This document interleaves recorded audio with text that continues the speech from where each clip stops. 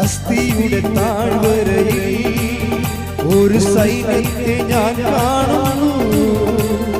അധികാരം പകരണമേ, ഇനി ആത്മാവിൽ പ്രവചിച്ചിടാം.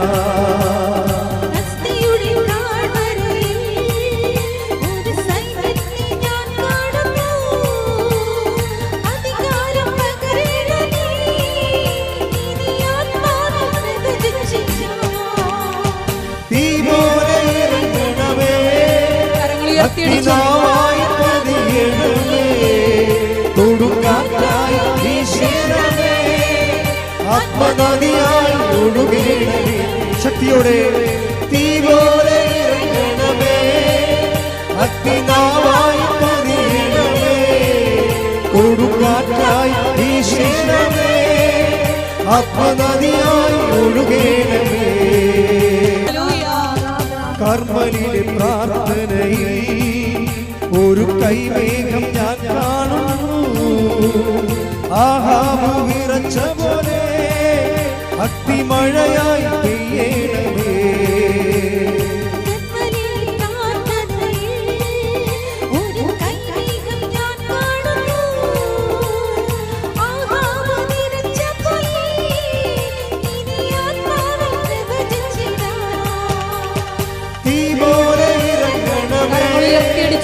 അഗ്നിനാവായി പതിയണമേ, കൊടുങ്കാറ്റായി വീശണമേ, ആത്മനദിയായി ഒഴുകണമേ.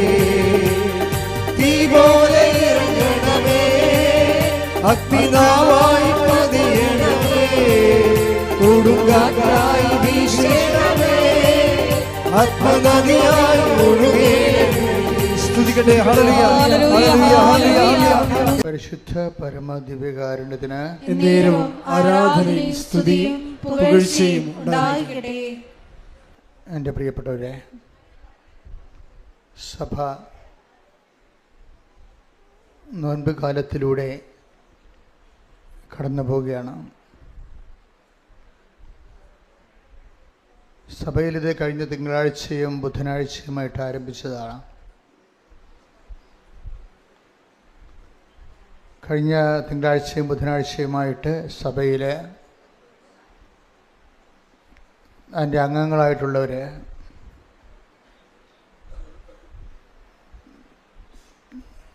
കരിയുടെ പൊടിയുണ്ടാക്കി അത് വെളിച്ചെണ്ണയിൽ ചാലിച്ച് നെറ്റിയിൽ കുരിശിട്ടിട്ട് വൈദികൻ പറയും, മനുഷ്യ നീ മണ്ണാകുന്നു.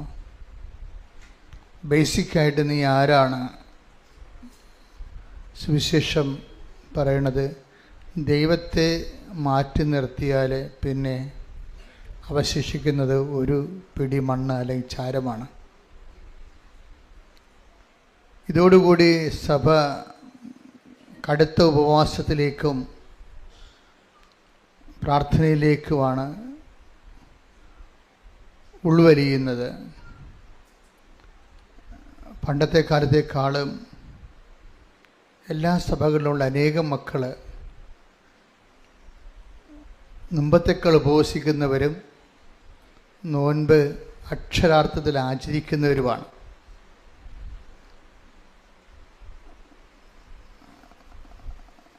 അങ്ങനെ ആചരിക്കുമ്പോൾ അതനുസരിച്ച് സുവിശേഷവിഹിതമായ ഒരു സാക്ഷ്യ ജീവിതം അവർ നയിക്കുകയും ചെയ്യുന്നുണ്ട്. അതുകൊണ്ടാണ് സഭയിൽ ചില കശപിശകളൊക്കെ ഉണ്ടെങ്കിലും ജനങ്ങളെ ഇതൊന്നും ബാധിക്കാതെ പോകുന്നതിൻ്റെ കാരണം. അതെല്ലാ കാലത്തും ഉള്ളതാണ്.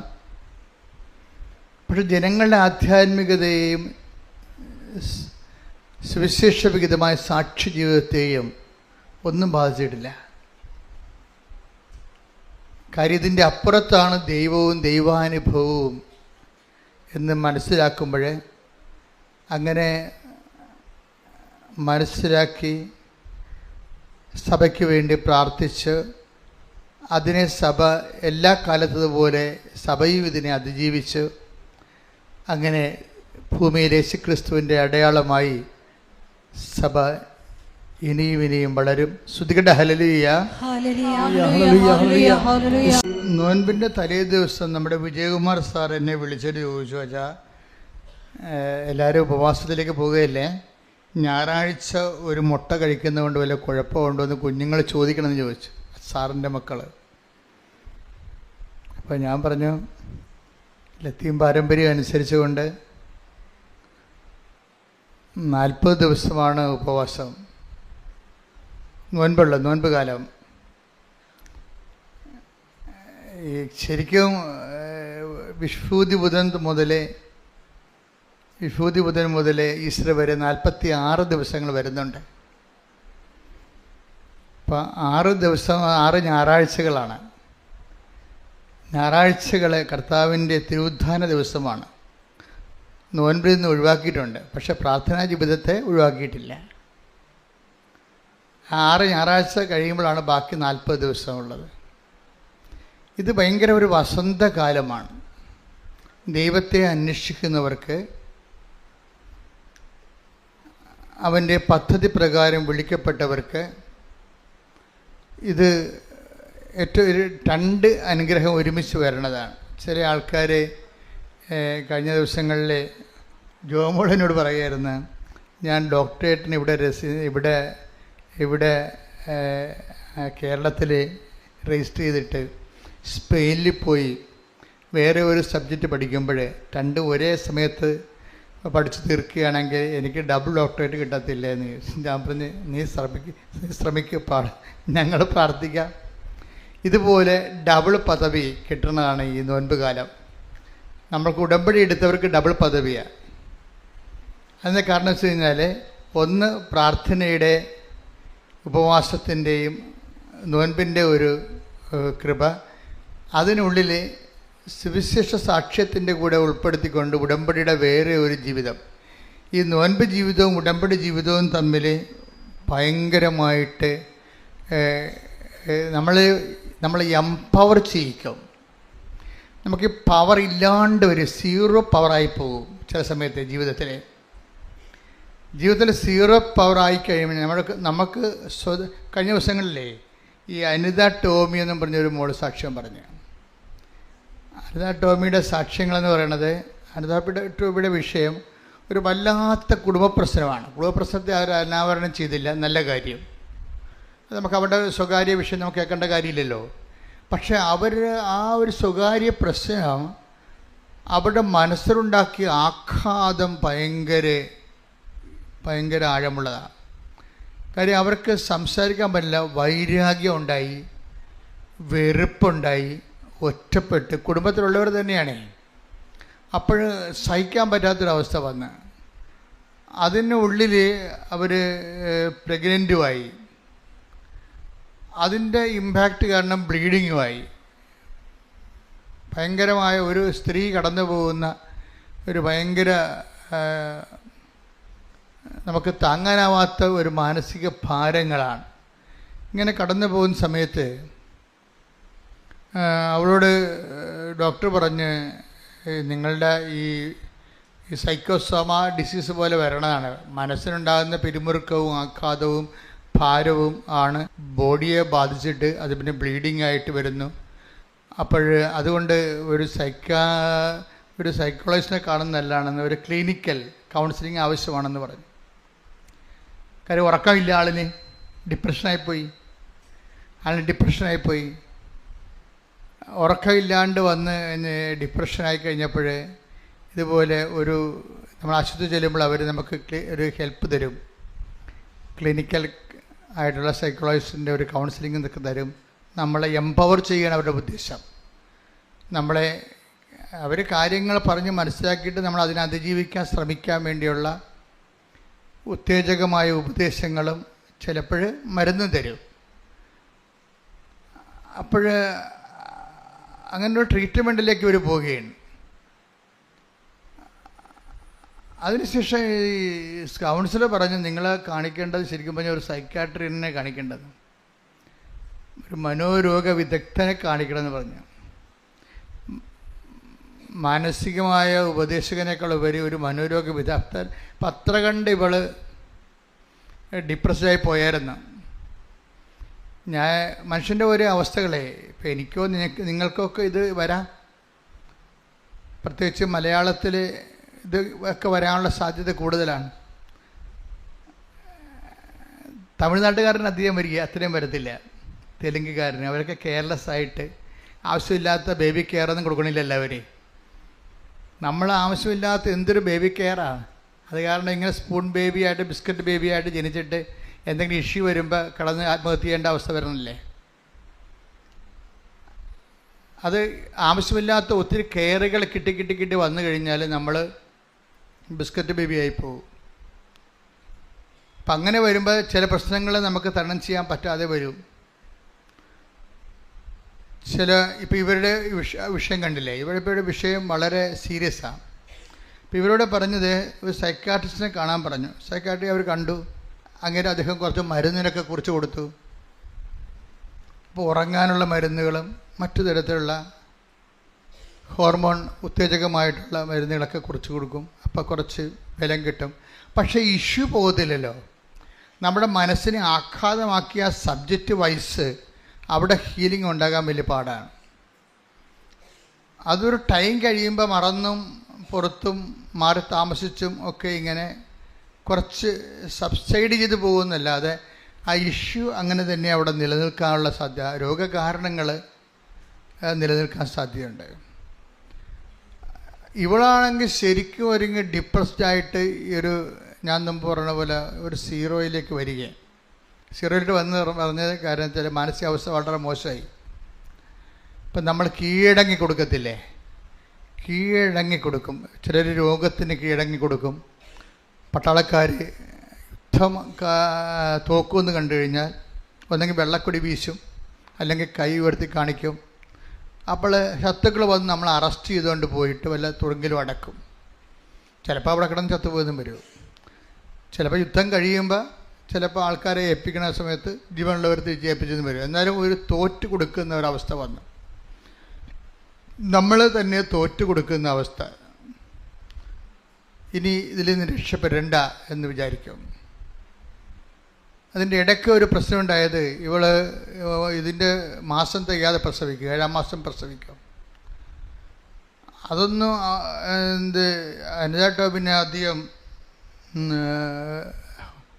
ചെയ്യണില്ല. കാര്യം മനസ്സ് വളരെയേറെ ഡിപ്രസ്ഡ് ആയിരിക്കുകയാണ്. അപ്പോൾ അതുകൊണ്ട് നമുക്ക് ചുറ്റും നടക്കുന്ന സംഭവങ്ങളെക്കുറിച്ച് ഒത്തിരിയേറെ ആശങ്കകളോ സന്തോഷമോ അങ്ങനെയൊന്നും ഇല്ല. അതാണ് ഡിപ്രഷൻ എന്ന് പറയണത്. അപ്പോൾ ഇതിങ്ങനെ ഒരു മാനസികാവസ്ഥ. അപ്പോൾ അതിൻ്റെ ഇടയ്ക്ക് ഒരു ഡോക്ടറിൻ്റെ അടുത്ത് ചെന്നപ്പോൾ അവർക്ക് അവരുടെ തൊണ്ടയുടെ അതിൽ തൊണ്ട വാ പൊളിച്ചപ്പോൾ 2 കുരുക്കൾ. അപ്പോൾ അതിനെ പക്ഷേ ലീസ്റ്റ് കോൺഷ്യസ് ആണ് ഇവള്. ആ സംഭവം നേരത്തെ ഉള്ളതാണ്, 2-3 ആഴ്ചയായിട്ട് ഈ കുരുക്കൾ തൊണ്ടയിലുള്ളതാണ്. പക്ഷേ ഇവർ ലീസ്റ്റ് കോൺഷ്യസ് ആണ്. അതിൽ അവർ അഡ്രസ്സ് ചെയ്യണില്ല, ആ വിഷയം അഡ്രസ്സ് ചെയ്യണില്ല. പക്ഷേ എങ്കിലും ആശുപത്രി ചെന്നപ്പോഴേ ഇപ്പം കുറച്ച് സമയം കിട്ടിയപ്പോൾ അവർ വന്നത് ഇവിടെ ഈ എൻഡോക്രൈമിലെ ഏറ്റവും തിരക്ക് കുറഞ്ഞ ഡോക്ടർ ആരാണെന്ന് ചോദിച്ചു. തൊണ്ടയുടെ ചികിത്സയിൽ തിരക്കില്ലാത്ത ഡോക്ടർ ഏതാണ്? സൂപ്പർ സ്പെഷ്യാലിറ്റി ആശുപത്രി ചെന്നിരിക്കണത്.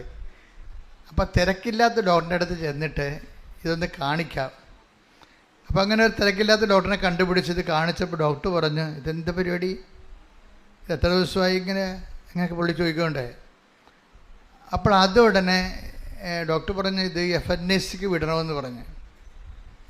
FNAC എന്ന് പറഞ്ഞാൽ സാമ്പിൾ ടെസ്റ്റാണ്, ബയോപ്സി എന്നൊക്കെ പറയത്തില്ലേ. അതിൻ്റെ ഒരു കഷ്ണം എടുത്തിട്ട് കുറച്ച് തന്മാത്രകൾ എടുത്തിട്ട് ടെസ്റ്റിന് വിടും. ടെസ്റ്റിന് വിട്ടിട്ട് ആ ടെസ്റ്റ് തിരിച്ചു വരുമ്പോൾ നേരത്തെ മാനസികമായി തകർന്നിരിക്കുന്ന ആൾ പിന്നെ അകാലമായിട്ട് പ്രസവിച്ച ആൾ പിന്നെ ഇപ്പം ഈ അസുഖം കൂടി വന്നപ്പോൾ അതിൻ്റെ അകത്ത് ക്യാൻസർ പോസിറ്റീവാണ്. ക്യാൻസർ പോസിറ്റീവ് ആകുമ്പോൾ എന്നിട്ട് ഇവർ പറയുന്നൊരു വാക്കുണ്ട്, എനിക്കൊന്നും തോന്നിയില്ലെന്ന്. എന്താ കാര്യം വെച്ചാൽ എനിക്ക് പ്രാർത്ഥിക്കാനും തോന്നിയില്ല. ഈ FNACക്ക് ടെസ്റ്റിന് വിടുമ്പോൾ, ബയോപ്സിക്ക് വിടുന്നവരെല്ലാവരും വന്ന് പ്രാർത്ഥിക്കത്തില്ലേ, സങ്കടപ്പെട്ട് പ്രാർത്ഥിക്കും. ഒടുങ്ങണേ അങ്ങോട്ട് ഒടുങ്ങട്ടെ. കണ്ട, ഇതാണ് സാധനം, ഇതാണ് ഡിപ്രഷൻ എന്ന് പറയണത്. ഒടുങ്ങണേ അങ്ങോട്ട് ഒടുങ്ങട്ടെ എന്ന് വിചാരിക്കുന്നത് അവർക്കൊന്നും തോന്നണില്ല. അപ്പോൾ ഇതാണ് ഡിപ്രഷൻ്റെ ഏറ്റവും കാര്യം. സ്വന്തം ലൈഫ് തന്നെ സിങ്കിങ് ആയിട്ട് അതിനിങ്ങനെ മുങ്ങിക്കൊണ്ടിരിക്കുമ്പോൾ അതിനെതിരെ ഒരു കൈയെടുത്ത് തുഴയാൻ വേണ്ടി പോലും സ്വന്തമായിട്ട് ഇച്ഛാശക്തി തോന്നാത്ത ഒരാൾ, അത്രയും ഡിപ്രഷനാണെന്ന് അർത്ഥം. മനസ്സ് വൈരാഗ്യവും വിദ്വേഷവും വേറെ, സങ്കടങ്ങളും കുടുംബ പ്രശ്നങ്ങളുണ്ട്. ഇതുമൂലം ശരീരത്തിനുണ്ടായിരിക്കുന്ന രോഗങ്ങളും അതിൻ്റെ പീഡകളും വേറെ. അപ്പോഴിങ്ങനെ ഇരിക്കുന്ന ഒരു സമയത്ത് ഇവൾക്ക് തോന്നുന്നുണ്ട്, തനിക്കെന്ത് ഈ ഒരു അവസ്ഥയിൽ ആരെങ്കിലും തന്നെ ഒന്ന് നല്ലവണ്ണം ഉപദേശിക്കണത് നല്ലതാണെന്ന് അങ്ങനെ തോന്നുന്നുണ്ട്. അങ്ങനെ തോന്നൽ ഇവൾക്കുണ്ടായി. അപ്പം ഇവളെ ഒരു റീന എന്നും പറഞ്ഞ് ഒരു ചേച്ചിനെ ഇവൾക്കറിയാം, ഇവളുടെ മനസ്സിലുള്ളതാണ്. കാരണം റീനയുടെ പ്രാർത്ഥനയും ജീവിത രീതിയും ഒക്കെ ഇവളെ മനസ്സിൽ. അപ്പം ആരെങ്കിലും തങ്ങളെ ഉപദേശിക്കണമെന്ന് പറയുമ്പോൾ ഞാൻ വന്ന് പെട്ടുപോയ അവസ്ഥയിൽ എന്നെ ഒന്ന് കൈപിടിച്ച് കയറ്റാൻ പറ്റിയ ആരെങ്കിലും ഉണ്ടായിരുന്നെങ്കിൽ നല്ലതാണെന്ന് പറയുമ്പോൾ ഇവളുടെ മനസ്സിൽ വരുന്ന പേര് റീന എന്നുള്ള ഒരു സാധാരണ ഒരു വീട്ടമ്മ. ഈ റീന എടുത്ത് ചെന്ന് പറയും, ഇവിടെ താൻ എന്നെ ഒന്ന് ഉപദേശിക്കേ. കണ്ട, ഉപദേശത്തിൻ്റെ വിഷയം വേണ്ട. അപ്പം ഒരേ വിഷയം പോണ ആ രീതി നിങ്ങൾ ശ്രദ്ധിക്കണം. അപ്പോൾ റീനയോട് പറയും, ഇങ്ങനെയാണ് ഡോക്ടർ എന്നോട് പറഞ്ഞു എനിക്ക് ഇങ്ങനെ ക്യാൻസറാണ്, അതുപോലെ തന്നെ എനിക്ക് ഡിപ്രഷനാണ്. അപ്പോൾ അങ്ങനെ വരുമ്പോൾ അപ്പോൾ ഉടനെ റീന ഇത് കേട്ട് പറഞ്ഞു, നിനക്കൊരു ഡിപ്രഷനും ഇല്ലെന്ന് പറഞ്ഞു. ഒറ്റ വാക്ക്, നിനക്കൊരു ഡിപ്രഷനും ഇല്ല, നീ ഇന്ന് തന്നെ കൃപാസനത്തിലല്ലേ, അമ്മ ബാക്കി തീരുമാനിക്കട്ടെ എന്ന് പറയും. ഒരു മനുഷ്യൻ്റെ ഒരു വിഷയം സോൾവ് ചെയ്യുന്ന രീതി കണ്ട. ഇപ്പോൾ റീനയെ സംബന്ധിച്ചിടത്തോളം full and full convinced about കൃപാസനത്തെക്കുറിച്ചും അതിൻ്റെ ആധ്യാത്മികതയെക്കുറിച്ചും അവിടെ ചെന്നാൽ ആ കാലന്ന് കുത്തിയാൽ അമ്മ ഈ വിഷയത്തിൽ ഇടപെടുമെന്നുള്ളതിനെക്കുറിച്ച് റീനയ്ക്ക് നല്ല ബോധ്യമാണ്. തകർന്നടിഞ്ഞ് വന്നിരിക്കുന്ന ഒരു വ്യക്തിയെ ഒറ്റ വാക്ക് പറഞ്ഞു, നിനക്കൊരു ഡിപ്രഷനുമില്ല, ഒരു ചികിത്സയുമില്ല, ആ മരുന്നെല്ലാം കളാ, നീ കൃപാസനത്തിലല്ലേ, അമ്മ ഈ വിഷയത്തെ തീരുമാനിക്കുമെന്ന് പറയും. അതാണ് ബോധ്യം, മോട്ടിവേഷൻ എന്ന് പറഞ്ഞാൽ അതാണ്. ഇവർ അന്ന് വന്നില്ല, പിറ്റേ ദിവസം കൃപാസനത്തിൽ വരും. കൃപാസനത്തിൽ വന്ന് ഒരു ഉടമ്പടി എടുക്കും. ഇവർ പറയണതേ, ഉടമ്പടിയുടെ ക്ലാസ് ഞാൻ കൂടിക്കൊണ്ടിരിക്കുമ്പോൾ തന്നെ അത്രയും ദിവസം, നിങ്ങൾക്കറിയില്ല ഉടമ്പടി ക്ലാസ് എന്ന് പറഞ്ഞാൽ എന്താ. ഇപ്പോൾ എൻ്റെ ക്ലാസ് ആയാലും ജോമോളുടെ ക്ലാസ് ആയാലും ക്ലാസ് എന്ന് പറയുന്നത് റെക്കോർഡാണ്. റെക്കോർഡ് ചെയ്തിട്ട് നമ്മളവിടെ കേൾപ്പിക്കണതാണ്. എപ്പോഴും ഞങ്ങൾക്ക് അവിടെ പോയി ക്ലാസ് എടുക്കാൻ പറ്റത്തില്ല. അപ്പോഴേ ഉടമ്പടി ക്ലാസ് കേട്ടപ്പോൾ തന്നെ എൻ്റെ വൈരാഗ്യം പോയി, എൻ്റെ വിദ്വേഷം പോയി, ഞാൻ ആകപ്പാടെ വിശുദ്ധീകരിച്ചത് പോലെയാണ്. Price the Lord. അപ്പോഴേ ഇത് അനേകം മക്കൾക്ക് സംഭവിക്കുന്നതാണ്. കാര്യം ഉടമ്പടിയുടെ ക്ലാസ്സിലാണ് കാര്യങ്ങളിരിക്കുന്നത്. അവിടെ പോയിരുന്നുണ്ട് കടമാമ്പോത്തിനെ പോലെ ഉറങ്ങുന്ന കക്ഷികളുണ്ട്. അതുങ്ങൾ ജീവിതകാലം മുഴുവൻ ഉറങ്ങുകയേ ഉള്ളൂ. പിന്നെ എനിക്ക് സന്തോഷമാണ്, 10 പത്രം ആൾക്കാരൊക്കെ കൊടുക്കുകയല്ല. ഉറങ്ങണവരാണെങ്കിലും പുറത്തിറങ്ങുമ്പോൾ പത്രം കൊടുക്കേണ്ടി വരുമില്ല. കാര്യം പത്രത്തിലല്ലേ പരിശുദ്ധ അമ്മ എല്ലാ സംവിധാനം ചെയ്ത് വെച്ചിരിക്കുന്നത്. ജനങ്ങളെ അറിയിക്കേണ്ടവരെ അറിയിക്കുന്നതും അറിയാത്തവരെ അറിയിക്കുന്നതും ആഴപ്പെടുത്തുന്നതും നിങ്ങളെ പ്രേക്ഷിതരാക്കുന്നതും എല്ലാം ഈ പത്രമെന്ന് പറയുന്ന ദൈവത്തിൻ്റെ സാക്ഷ്യങ്ങളാണ് പകുതി മുക്കാൽ അതിൻ്റെ അകത്തുള്ളത്. പിന്നെ എൻ്റെ ഇതുപോലുള്ള സംസാരങ്ങളും വേറെ ഒന്നും അതിൻ്റെ അകത്ത് ഉണ്ടാകത്തില്ല. കൃപാസനത്തിന് മിഷൻസ് മാത്രമേ ഉണ്ടാകത്തുള്ളൂ. അപ്പോൾ ആ മിഷൻ എപ്പോഴായാലും ഇങ്ങനെ ജനങ്ങളുടെ ഇടയിലേക്ക് ചെല്ലുമ്പോൾ അനേകം ആൾക്കാരെയാണത് ജീവിതത്തിലേക്കും പൊതുജീവിതത്തിലേക്കും ഒക്കെ കൊണ്ടുവരണത്. അപ്പോൾ ഇത് ക്ലാസ് കേട്ടപ്പോൾ തന്നെ വൈപ്പായി. നിങ്ങൾക്കറിയാമല്ലോ, ഇത് ക്ലാസ് കേൾക്കുമ്പോൾ തന്നെ നമ്മൾ ഭാരങ്ങളെല്ലാം മാറുകയും വിദ്വേഷം മാറുകയൊക്കെ ചെയ്യണമെങ്കിൽ ദൈവത്തിൻ്റെ ഒരു കയ്യൊപ്പുണ്ടാകണം അതിൻ്റെ അകത്ത്. അതാണ് എൻ്റെ അകത്ത് വിഷയം ഇരിക്കുന്നത്. കാര്യം തനിക്കെന്തോ സംഭവിച്ചിട്ടുണ്ട്, താനീ ചെയ്യണതൊന്നും ശരിയല്ല, ദൈവത്തിന് നിരക്കുന്നതല്ലെന്ന് സ്വയമായി ബോധ്യമൊക്കെ ഉണ്ട്. പക്ഷെ അവളോട് കാണിച്ചിരിക്കുന്നത് അനുസരിച്ചിട്ട് വൈരാഗ്യം ഒട്ടും മാറണമില്ല. അങ്ങനെ ഒരു പെട്ടിരിക്കുന്ന ആളെ അവൾ കാണിക്കുന്ന വൈരാഗ്യമോ വിദ്വേഷമോ ഒന്നും ശരിയല്ലെന്നും അതൊക്കെ മാറേണ്ടതാണെന്നും അവൾക്കറിയാം. പക്ഷേ അവളോട് കാണിച്ചിരിക്കുന്ന വ്യക്തികൾ അതിനുള്ള കാരണങ്ങളില്ലാത്ത കൊണ്ടും മനഃപൂർവ്വം ചെയ്തിരിക്കുന്ന കാരണവും അവൾക്ക് അതിൽ നിന്ന് പിന്തിരിയാൻ ഇഷ്ടപ്പെടുന്നില്ല. ഇങ്ങനെ ഒരു കാണാത്ത കയറെ കെട്ടിയിട്ടുള്ള വിഷമസന്ധിയിൽ അങ്ങനെ പെട്ടിരിക്കുന്ന അവസ്ഥയാണ്.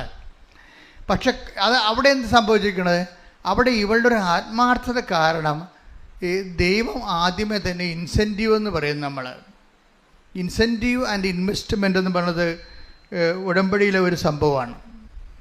ഇൻസെൻറ്റീവ് എന്ന് പറയുന്നത് നമ്മൾ ഇൻസെൻറ്റീവ് ഒരു അച്ചാരം പോലെ ഒരു അഡ്വാൻസ് നമ്മളുടെ നിന്നൊരു വ്യക്തിപരമായ താല്പര്യം എടുത്തു കഴിഞ്ഞാൽ, ഒരു 10% താല്പര്യം നമ്മൾ എടുത്തു കഴിഞ്ഞാൽ, നമ്മൾ ക്രിസ്തുവിനുള്ളവരാണെന്നുണ്ടെങ്കിൽ എന്നു കഴിഞ്ഞാൽ ക്രിസ്തുവിൻ്റെ ആകർഷണ മേഖലയിൽ നിന്ന് പൂർണ്ണമായി വഴുതി പോയിട്ടില്ല, ഇപ്പോഴും ഒരു നോട്ട് പിടുത്തമുണ്ടെന്നുണ്ടെങ്കിൽ ദൈവം ഇതിൻ്റെ അകത്ത് ഇൻവെസ്റ്റ്മെൻറ്റ് നടത്തും.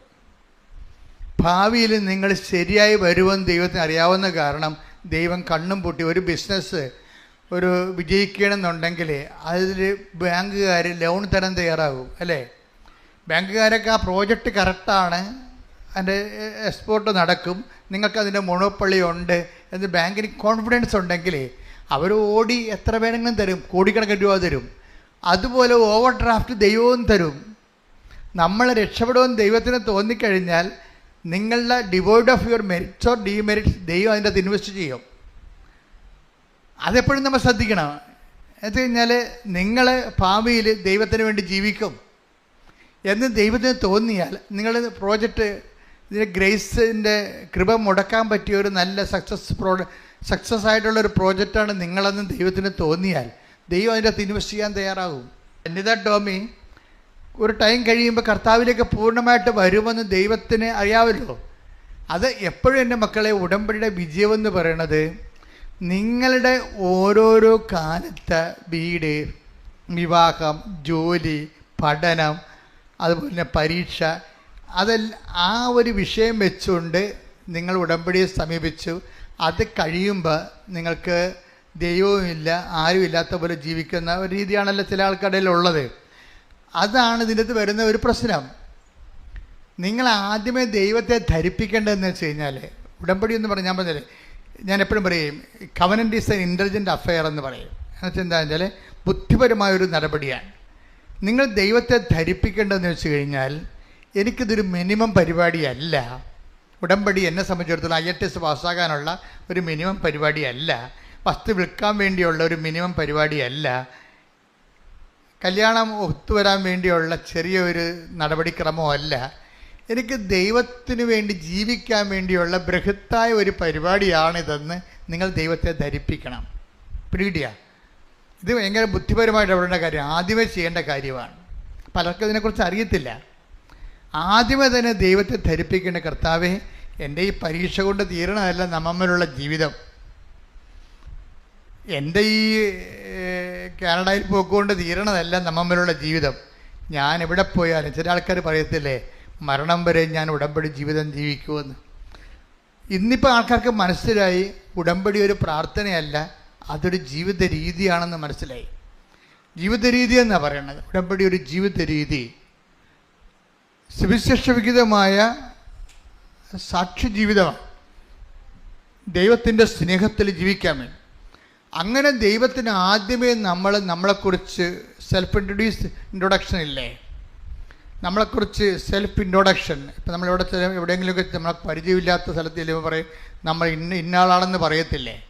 ഞാൻ ഫാദർ ജോസഫ് വലിയ വീട്ടിലെ ആലപ്പുഴ രൂപതയുടെ ഒരു വൈദികനാണെന്ന് ഞാൻ ആദ്യം പറയും. കൃപാസനമൊക്കെ പിന്നെ പറയത്തുള്ളൂ. കാര്യം ഞാൻ എന്നെ രൂപതയിൽ എനിക്ക് പട്ടം തന്നിരിക്കണത്. അപ്പം ഞാൻ ആദ്യം അത് പറയും, ആലപ്പുഴ രൂപതയുടെ ഒരു വൈദികനാണെന്ന് പറയും. ബാക്കിയെല്ലാം ഫംഗ്ഷൻ മിഷനൊക്കെ കർത്താവ് തന്നതാണ്, പിന്നീട് കർത്താവ് കൂട്ടിച്ചേർത്തതാണ്. അപ്പോൾ അതാണ് സെൽഫ് ഇൻട്രൊഡക്ഷൻ എന്ന് പറയണത്. ഈ സെൽഫ് ഇൻട്രൊഡക്ഷൻ, നിങ്ങളുടെ സെൽഫ് ഇൻട്രൊഡക്ഷൻ കറക്റ്റായിരിക്കണം. ഞാൻ ഇന്ന ആളാണ്, ഇന്ന ആളിൻ്റെ വൈഫാണ് അനിത ടോമി. എൻ്റെ വിഷയം ഇതാ, ഞാൻ ഇത് കഴിഞ്ഞാലും അങ്ങയ്ക്ക് വേണ്ടി ജീവിക്കും എന്ന് സെൽഫ് ഇൻട്രൊഡ്യൂസ് ചെയ്ത് കഴിഞ്ഞാൽ വിഷയം കുറച്ച് തീരും. കാര്യം എന്താ വെച്ചാൽ നീ ജീവിക്കുമെന്ന് പറഞ്ഞാൽ മതി. കാര്യം ദൈവത്തിന് അറിയാം നീ ജീവിക്കുക ഇല്ലേ എന്നുള്ളത്. അത് ദൈവത്തിന് അറിയാമല്ലോ. ദൈവത്തിൻ്റെ അടുത്ത് ഉടായ്പൊന്നും നടക്കത്തില്ല. നീ ജീവിക്കുമോ ഇല്ലേ എന്നുള്ളത് ദൈവത്തിന് അറിയാം. അപ്പം അതുകൊണ്ട് തന്നെ നീ സത്യസന്ധമായാണ് പറയണമെന്നുണ്ടെങ്കിൽ ഞാൻ കർത്താവിന് വേണ്ടി എൻ്റെ ഈ പ്രശ്നങ്ങളും പരീക്ഷാ സമയം കഴിഞ്ഞാൽ ഈ സമയത്ത് ഞാനൊന്ന് ഹെൽപ്പ് ചെയ്യണം. ഞാനിപ്പോൾ ഇത്രയും എക്വിപ്ഡ് അല്ല ഈ വിഷയം അതിജീവിക്കാൻ, ഞാൻ അത്രയും കരുത്തില്ല. ഇപ്പം നീ എന്നെ സഹായിക്കണം. പക്ഷെ ഞാൻ മരണം വരെ ഞാൻ നിൻ്റെ കൂടെ നിൽക്കും. നിങ്ങളൊന്ന് പറഞ്ഞേ, ഇപ്പോൾ നീ എന്നെ സഹായിക്കണം. ഈശോയെ, മരണം വരെ നിന്നോടുള്ള ഉടമ്പടിയിൽ ഞാൻ സുവിശേഷ സാക്ഷിയായി ജീവിച്ചു കൊള്ളാം. ശ്രുതികടെ പരിശുദ്ധ പരമ ദിവ്യകാരുണ്യത്തിന് ആരാധനയും സ്തുതിയും പുകഴ്ചയും പരിശുദ്ധ പരമ ദിവ്യകാരുണ്യത്തിന് ആരാധനയും സ്തുതിയും പുകഴ്ചയും ഉണ്ടായിരിക്കട്ടെ. ഇത് നമ്മൾ പറയുമ്പോൾ അല്ലെങ്കിൽ ദൈവം നമ്മളിന്ന് വായിച്ചെടുക്കും. പക്ഷേ അനിതയെ സംബന്ധിച്ചിടത്തോളം ദൈവം അത് നല്ലതുപോലെ വായിച്ചെടുത്തിട്ടുണ്ട്. കാര്യം അനിതയുടെ സാക്ഷ്യങ്ങൾ നിങ്ങൾ കേൾക്കുമ്പോൾ നിങ്ങൾക്ക് മനസ്സിലാകും. അനിത ഭയങ്കര നല്ല രസകരമായ ഭാഷയിൽ നമ്മളെപ്പോഴും ഉപയോഗിക്കേണ്ട ഇതാണ്. ഈ സാക്ഷ്യം പറയുമ്പോൾ, സാക്ഷ്യം എന്ന് പറയുമ്പോൾ, കൃപാസത്യ സാക്ഷ്യം പറയുമ്പോൾ ശ്രദ്ധിക്കേണ്ട കാര്യങ്ങളുണ്ട്. കാര്യം ദൈവം നിങ്ങളെ ഒരു സുവിശേഷമായിട്ട് ഉയർത്തുകയാണ്. ദൈവം നിങ്ങളെ സുവിശേഷമാകാൻ വേണ്ടി അഭിഷേകം ചെയ്യുന്നു. ദൈവം നിങ്ങളെ സുവിശേഷം ഏകാൻ വേണ്ടി അഭിഷേകം ചെയ്യുന്നു. രണ്ട് കാര്യം നടക്കുന്ന സാക്ഷ്യത്തിലാണ്. സാക്ഷ്യത്തിൽ എന്താ സംഭവിക്കുന്നത്? ഒരാൾ സുവിശേഷമാകുകയാണ്. അയാളുടെ ജീവിതം തന്നെയാണ് സുവിശേഷം. മറ്റെന്താണ്? അയാളുടെ അനുഭവത്തെ മറ്റവരിലേക്ക് പകർന്നു കൊടുക്കുകയാണ്. അപ്പം ഞങ്ങൾ പ്രാധാന്യം കൊടുക്കുന്ന രണ്ട് കാര്യമുണ്ട്. ഒന്ന് ഇവർ അധികം പ്രായമുള്ളവരായിരിക്കരുത്. കാര്യം എന്താ പറഞ്ഞാൽ യൂത്തിനാണ് ഇപ്പോൾ പ്രശ്നമുള്ളത്. കൃപാസന എല്ലാ പ്രായമുള്ളവരും എല്ലാവരും കുറഞ്ഞവരും എല്ലാവരുടെയും സ്ഥലമാണ്. പക്ഷേ നമ്മളെ സുവിശേഷ വേലയെ സംബന്ധിച്ചിടത്തോളം ഞങ്ങൾ ടാർഗറ്റ് ചെയ്യുന്ന യൂത്തിനെയാണ്. എന്ന് വെച്ചാൽ ഇന്നത്തെ ഒരു കാലത്ത് ദൈവത്തിൽ നിന്ന് അകന്നു പോയിക്കൊണ്ടിരിക്കുന്നത് ആരാണ്? ചെറുപ്പക്കാരാണ്. അപ്പം അകന്നു പോയിക്കൊണ്ടിരിക്കുന്ന ചെറുപ്പക്കാരാണ് അഡ്രസ്സ് ചെയ്യണത്. അതുകൊണ്ട് തന്നെ ഞങ്ങൾ ചെറുപ്പക്കാർ എന്തെങ്കിലും പറയുമ്പോൾ അവിടെ സാക്ഷി അല്പം ക്വാളിറ്റി കുറവാണെങ്കിൽ പോലും ഞങ്ങളെ പ്രൊമോട്ട് ചെയ്യും. എന്താ കാര്യം? അവരുടെ സുവിശേഷ സാക്ഷ്യം കേട്ടിട്ട് മറ്റുള്ളവർ ക്രിസ്തുവിനെ അറിഞ്ഞിട്ട് യുവത്വം ക്രിസ്തുവിൽ ബലം പ്രാപിക്കണം.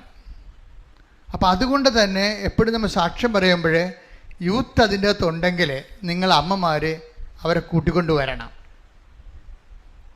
നിങ്ങൾ സാക്ഷ്യം പറയാൻ നേരത്ത് മകനോ ഉണ്ടെങ്കിൽ അവരെ കൂട്ടിക്കൊണ്ട് വരണം. അതുപോലെ തന്നെ പറയുമ്പോൾ നല്ല വെടിപ്പുള്ള ഭാഷയിൽ ഭംഗിയായിട്ട് പറയണവർക്കാണ് മുൻഗണന. എന്ന് വെച്ച് കഴിഞ്ഞാൽ നമുക്കറിയാം അപ്പോൾ അച്ഛൻ ചോദിക്കും, അപ്പോൾ ഞങ്ങളുടെ ദൈവാനുഭവമില്ല, നിങ്ങളുടെ ദൈവാനുഭവമാണ്. അതിന് രണ്ട് സ്ഥലത്ത് കേൾക്കാൻ വേണ്ടി ഞങ്ങൾ ആളെ വെച്ചിട്ടുണ്ട്. കേൾക്കുമ്പോൾ അറിയാൻ പറ്റും ഇതെന്താണ് ഇവർ പറയണത്, കൃത്യമാണോ എന്ന് പറയും. എന്നുവെച്ചാൽ ഇന്നത്തെ കാലത്ത് 90% ആൾക്കാർ നല്ലതുപോലെയാണ് പറയണത്. 90% ആൾക്കാർ നല്ലതുപോലെയാണ് പറയണത്. അതിനകത്ത് ഒരു സംശയമില്ല. അപ്പം അതുകൊണ്ട് എന്താ പ്രശ്നം വെച്ച് കഴിഞ്ഞാൽ നമ്മളിത് പുറത്തേക്ക് പോകുമ്പോൾ ഇൻ്റർനാഷണൽ ലെവലിലാണിത് പോണത്. ഒരു നമുക്കറിയാമല്ലോ, പഴയ കാലവുമല്ല. എന്ന് വെച്ച് കഴിഞ്ഞാൽ ഇപ്പോഴ് ആൾക്കാർ ഈ യൂട്യൂബിലല്ലേ ഈ സംഭവം പറയണത്. അപ്പോഴിങ്ങനെ തോണ്ടിക്കളയും ആൾക്കാർ. സാക്ഷ്യം കേൾക്കുമ്പോൾ തന്നെ ചളുവാണെങ്കിൽ അവർ തോണ്ടിയിട്ട് വേറെ വല്ല മമ്മൂട്ടിയുടെ പടവും കണ്ടുകൊണ്ടിരിക്കും ആൾക്കാർ. അതാണ് വിഷയം. നിങ്ങളെ സാക്ഷ്യം കേട്ടാൽ തോണ്ടിക്കളയാൻ തോന്നരുത്. അപ്പോൾ അതുകൊണ്ട് തന്നെ വീട്ടിലിരുന്ന് നല്ലവണ്ണം ഒരുങ്ങി മണിമണി പോലെ പറയണം. ഇത്തിരി പ്രായമായ കുഴപ്പമൊന്നുമില്ല, പക്ഷെ പറയണ കാര്യം വൃത്തിയായാൽ മതി. ചിലർ പറഞ്ഞ് കുളമാക്കി കളയും. നല്ല സാക്ഷ്യങ്ങളാണ്. ഈ അലസത വന്ന് എപ്പോഴും എന്നോട് കംപ്ലൈൻറ്റ് പറയും. നല്ല സാക്ഷി വരുന്ന എടുത്ത് പറഞ്ഞ് കുളവാക്കി കളഞ്ഞെന്ന് പറയും. അതെന്താ കാര്യം എന്ന് വെച്ച് കഴിഞ്ഞാൽ നല്ല സാക്ഷിയാണ് അവർ പറയണത്, നല്ല അനുഭവമാണ് അവരുടെ. പക്ഷെ പറഞ്ഞു വരുമ്പോൾ അവരെ പ്രിപ്പയർ ചെയ്യുന്നില്ല. അതാണ് പ്രശ്നം. വീട്ടിൽ ഇരുന്നൊക്കെ ഒന്ന് പറഞ്ഞു നോക്കണം, കണ്ണാടിയൊക്കെ എടുത്തിട്ടേ ഒരു കണ്ണാടിയൊക്കെ എടുത്ത് സാക്ഷ്യം പറഞ്ഞു നോക്കണം. അപ്പോൾ നിങ്ങളുടെ മുഖമൊക്കെ എങ്ങനെ വക്കരിക്കണമെങ്കിൽ നോക്കണം, നിങ്ങളുടെ ഭാഷ എങ്ങനെ ഉപയോഗിക്കണം നോക്കണം. അപ്പോൾ ഒന്ന് ടെസ്റ്റ് ഒന്ന് കാര്യം നമ്മളെന്താണ് ഇത് സാക്ഷ്യത്തിന് വേണ്ടി ഒരു പീഠമിട്ടുണ്ടാക്കിയിട്ടിരിക്കുകയാണ്. മദാലിൻ്റെ മുമ്പിൽ നിർത്തിയിരിക്കുകയാണ്, മദാലിൻ്റെ മുമ്പിൽ നിൽക്കണതാണ്. പ്രത്യക്ഷീകരണത്തിൻ്റെ സാക്ഷ്യമാണേ. കൃപാസനത്തിൻ്റെ സാക്ഷ്യമെല്ലാം എന്താണ്? അമ്മ ചുറ്റി നടന്ന് നിങ്ങളെ അമ്മ ഇവിടെ അല്ലല്ലോ ഇരിക്കണേ. ഇവിടെ വരുന്നവർക്ക് ഇവിടെ, അല്ലാത്തവർക്ക് എവിടെയാണ് അവിടെ ഉള്ളത് അവിടെ ചെന്നിട്ടാണ് ഈ സാക്ഷ്യം ഉണ്ടാക്കുന്നത്.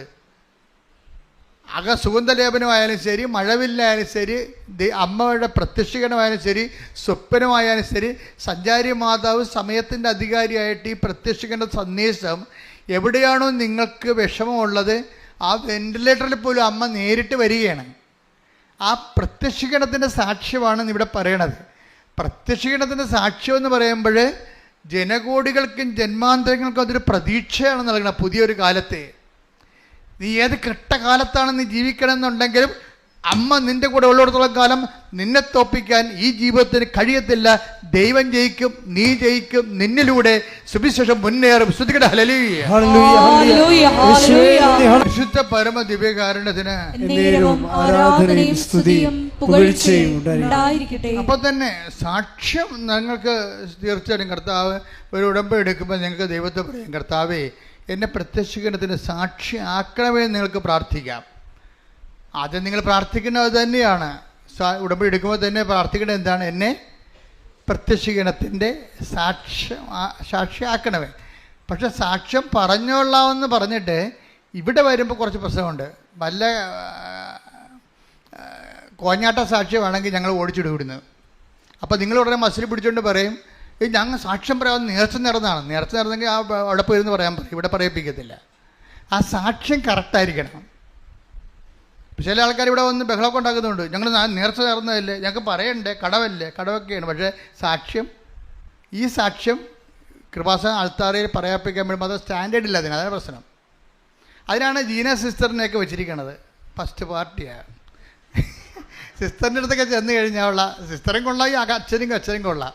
അവർ സത്യസന്ധമായിട്ട് സുവിശേഷ വേല ഭയങ്കര തീക്ഷ്ണമായിട്ട് ചെയ്യുന്ന ആൾക്കാരാണ്. അവരോട് പറയുമ്പോൾ തന്നെ അവർക്കറിയാം ഈ സാക്ഷ്യത്തിൻ്റെ വെയിറ്റേജ് എന്താണെന്ന് അറിയാൻ പറ്റും. അപ്പോൾ അവർ നിങ്ങളോട് പറയും, ചേച്ചി കുറച്ചുകൂടി നല്ലൊരു സാക്ഷ്യം ഉണ്ടാകട്ടെ. അല്ലെങ്കിൽ സാക്ഷ്യത്തിൻ്റെ യഥാർത്ഥ കക്ഷികളെ ഒളിച്ച് കളിക്കുകയല്ലേ, അവരെ വെളിച്ചത്ത് കൊണ്ടുവരാൻ പറയും. എന്ന് വെച്ച് കഴിഞ്ഞാൽ ഇവിടെ വന്നിരിക്കണത് ഈ 70 വയസ്സുള്ള ചേട്ടത്തിയാണ് വന്നിരിക്കുന്നത്. പേരക്കിടാവിൻ്റെ സാക്ഷ്യമാണ് ഈ പറയണത്. പേരക്കിടാവ് വീട്ടിലുണ്ടാകുകയെ വരത്തില്ല, അവൾക്ക് വരാൻ കുറച്ചിലാണ്. ഈ അമ്മാമ്മ തള്ളയെ കൊണ്ടുപോകുന്നതാണ് ഈ സാക്ഷ്യം പറയിപ്പിക്കുന്നത്. അപ്പോൾ ഉടനെ അവർ പറയും, പേരക്കിടാവിനല്ലേ ആനുകൂല്യം കിട്ടിയിരിക്കണത്, അത് അസൈൻ ചെയ്യണോ. ചേച്ചി പറഞ്ഞാൽ ആളെ നമ്മളാ തൊണ്ടി മുതലിനെ വന്ന് കാണിക്കണ്ടേ. തൊണ്ടി മുതൽ ഒളിച്ചിരിക്കണേ. കർത്താവിന് സാക്ഷ്യം പറയാൻ വേണ്ടി ലജ്ജിക്കരുത്. Take the bed of God. ശ്രുതിക്കട്ടെ, ഹല്ലേലൂയ. ഹല്ലേലൂയ ഹല്ലേലൂയ. യേശുവേ നന്ദി. ഹല്ലേലൂയ ഹല്ലേലൂയ ഹല്ലേലൂയ. യേശുവേ സ്തുതി. ഹല്ലേലൂയ ഹല്ലേലൂയ ഹല്ലേലൂയ. ഹല്ലേലൂയ ഹല്ലേലൂയ ഹല്ലേലൂയ. യേശുവേ ആരാധന ആരാധന ആരാധന. യേശുവേ നന്ദി. മഹത്വം മഹത്വം മഹത്വം. 2 തിമോത്തിയോസ് 1:8. 2 തിമോത്തിയോസ് 1:8. നമ്മുടെ കർത്താവിന് നമ്മുടെ കർത്താവിന് സാക്ഷ്യം നൽകുന്നതിൽ നീ ലജ്ജിക്കരുത്. അതാണ് വിഷയം. കാര്യം കർത്താവ് തന്നെയും പല പ്രാവശ്യം പറഞ്ഞിട്ടുണ്ട്, നീ വീട്ടിൽ പോയി നിന്റെ ബന്ധുക്കളോട് പറയണം കർത്താവ് നിനക്ക് എന്താണ് ചെയ്ത് തന്നതെന്ന്. പിന്നെ ഈശോ പറയും, നീ ദെക്കാപ്പോലിസിൽ പോകണം, എന്നുവെച്ചാൽ സിറ്റി സ്റ്റേറ്റ് പട്ടണത്തിൽ പോയിട്ട് പറയണം കർത്താവ് നിനക്ക് വേണ്ടി ചെയ്ത കാര്യങ്ങൾ അവരോട് പറയണം. അപ്പോൾ സാക്ഷ്യം സ്വർഗീയമായ നിലപാടിൻ്റെ ഭാഗമാണ്, ദൈവികമായ നിയമമാണ് സാക്ഷ്യം പറയുക എന്നുള്ളത്. ലൂക്ക 8:38-39. ലൂക്ക 8-ാം അധ്യായം 38-ാം വാക്യം. പിശാച് ബാധയൊഴിഞ്ഞ ആ മനുഷ്യൻ അവന്റെ കൂടെ ആയിരിക്കാൻ ഈശോയുടെ കൂടെ ആയിരിക്കുവാൻ അനുവാദം ചോദിച്ചു. എന്നാൽ അവനെ തിരിച്ചയച്ചുകൊണ്ട് യേശു പറഞ്ഞു, നീ വീട്ടിലേക്ക് തിരിച്ചുപോയി ദൈവം നിനക്ക് ചെയ്തത് എന്തെന്ന് അറിയിക്കുക. അവൻ പോയി യേശു തനിക്ക് വേണ്ടി ചെയ്ത കാര്യങ്ങൾ പട്ടണം മുഴുവൻ പ്രസിദ്ധമാക്കി. അവനോട് പറഞ്ഞത് വീട്ടിൽ പോയി പറയാനാണ് പറഞ്ഞത്. പക്ഷെ അവനെന്ത് ചെയ്തു? വീട്ടിലും പറഞ്ഞ് പട്ടണത്തിലും പറഞ്ഞു. അങ്ങനെയായിരിക്കണം സാക്ഷ്യം പോകേണ്ടത്. കർത്താവ് നമുക്ക് വേണ്ടി ചെയ്തത് എന്തെന്നുള്ളത് ആദ്യം ബോധ്യപ്പെടുത്തുന്നത് ആരെയാണ്? വീട്ടുകാരെയാണ് ബോധ്യപ്പെടുത്തേണ്ടത്. വീട്ടുകാരെ ബോധ്യപ്പെടുത്തുമ്പോൾ എന്ത് പറ്റും? അവർക്ക് വിശ്വാസം വർദ്ധിക്കും. വിശ്വാസം വർദ്ധിച്ചു കഴിഞ്ഞാൽ, ഇപ്പം റീന അടുത്തല്ലേ ഈ അനിത ടോമി പറയണത് എന്താണ്? എനിക്ക് ക്യാൻസറാണ് എന്ന് പറയുമ്പോൾ എനിക്ക് ബയോപ്സിക്ക് വിട്ടിരിക്കുകയാണ്, എനിക്ക് ഡിപ്രഷനാണ് എന്ന് പറഞ്ഞപ്പോൾ ഈ സൈക്കാട്രിനെ കാണാൻ പറഞ്ഞിരിക്കുകയാണെന്ന് പറയുമ്പോൾ റീന പറയുന്നത്, നീ ഒരു സൈക്കാട്രിനെയും കാണണ്ട, നിനക്കൊരു ഡിപ്രഷനും ഇല്ല. ആരാണ് തീരുമാനിക്കണത്? പ്രേക്ഷിത തീരുമാനിക്കും. അതാണ് അധികാരം, ആത്മീയ അധികാരമാണ്. കർത്താവിൻ്റെ നാമത്തിലാണ് അവർ ഇല്ലെന്ന് പറയണത്. ഇല്ലെന്ന് പറഞ്ഞാൽ ഇല്ല. Praise the Lord. ഹല്ലേലൂയ. ഹല്ലേലൂയ. സ്തുതിക്കട്ടെ. ഹല്ലേലൂയ. ഹല്ലേലൂയ. ഹല്ലേലൂയ. യേശുവേ നന്ദി. ഹല്ലേലൂയ. ആരാധന, ആരാധന. ഹല്ലേലൂയ.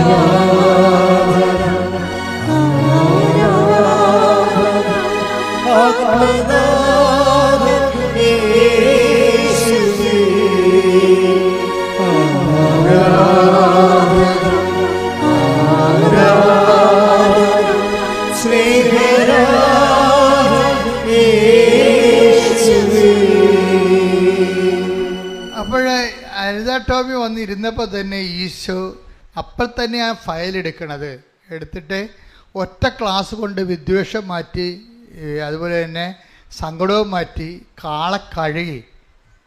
അപ്പോൾ ഉടമ്പടി ക്ലാസ് നിസ്സാരമല്ല. ക്ലാസ് നിങ്ങൾ കേൾക്കണം, നല്ലതാണ് എപ്പോഴും. ക്ലാസ് മാത്രമല്ല, അതിൻ്റെ മുഴുവനും ഫോളോ അപ്പ് ആദ്യ ചൊവ്വാഴ്ച ധ്യാനത്തിലാണ് ഉള്ളതേ. അതാണ് ആദ്യ ചൊവ്വാഴ്ച ധ്യാനം കൂടണമെന്ന് പറഞ്ഞതിൻ്റെ കാര്യം. ഈ പല അണ്ണന്മാർ എന്നെ കാണാൻ വരത്തില്ലേ, അപ്പോൾ 5 പുതുക്കിയവരൊക്കെ ഉണ്ടേ. അപ്പം ഞാൻ ചോദിക്കും, കഴിഞ്ഞ ആഴ്ച അച്ഛൻ എന്തിനെക്കുറിച്ചാണ് പറഞ്ഞത്? അപ്പോഴെന്ത് പറയും? പബ്ബ ജബ ജബ.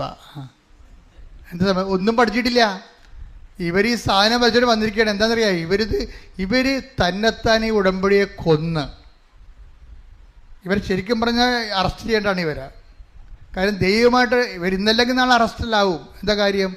അവർ ദൈവത്തിനെ വഞ്ചിച്ചിട്ട് ഇപ്പം അച്ഛനെ കണ്ടിട്ട് ചില ആൾക്കാർ ഒരു പരിപാടി കാണിക്കും. എന്ന് വെച്ച് കഴിഞ്ഞാൽ അവർ കുറേ ഉടമ്പടി ജീവിക്കാനല്ല, പെട്ടെന്ന് വല്ലതും നടക്കാൻ പറ്റുമെങ്കിൽ എടുത്ത് നോക്കാം, ഷോടത്തി എടുക്കണ പോലെ എടുക്കും. അപ്പം അങ്ങനെ എടുത്തിട്ട് ആദ്യത്തെ മാസമൊന്നും സംഭവിച്ചില്ലെങ്കിൽ പിന്നെ ഉടമ്പടി ഉഴപ്പ് വരും. ഉടമ്പടി ഉഴപ്പിയിട്ട് പിന്നീട് എന്തെങ്കിലും കാര്യത്തിന് അച്ഛനെ കാണേണ്ട ഒരു ആവശ്യമുണ്ടെന്ന് കണ്ടു കഴിഞ്ഞാൽ അന്ന് കൊണ്ടുവന്ന് പുതുക്കും. അപ്പം ഞാനിവിടെ റീനയെ നിർത്തിയിട്ടുണ്ട്. എന്താ കാര്യം എന്നറിയാമോ? ഇവരെന്നാണ് അവസാനം ഉടമ്പടി പുതുക്കി എടുത്തത്, എന്നാണ് പുതുക്കിയെന്ന് നോക്കാൻ വേണ്ടി. ഇവരുദ്ദേശിക്കുന്നത് എന്താണ്? കാരണം ഓഫീസിൽ തിരക്കിലൊന്നും നോക്കത്തില്ല, ഞങ്ങളിവിടെ നോക്കും. ഞങ്ങൾ നോക്കണത് എന്താണ്? ഉടമ്പടി എടുത്തിട്ട് 1 കൊല്ലമായി, പിന്നീട് പുതുക്കണത് ഇന്നലെയാണ്, അല്ല ഇന്നാണ്. ഇന്ന് ഇവർ അച്ഛനെ കാണാൻ വന്നിട്ടുണ്ട്. അതിൻ്റെ അർത്ഥം എന്താണ്?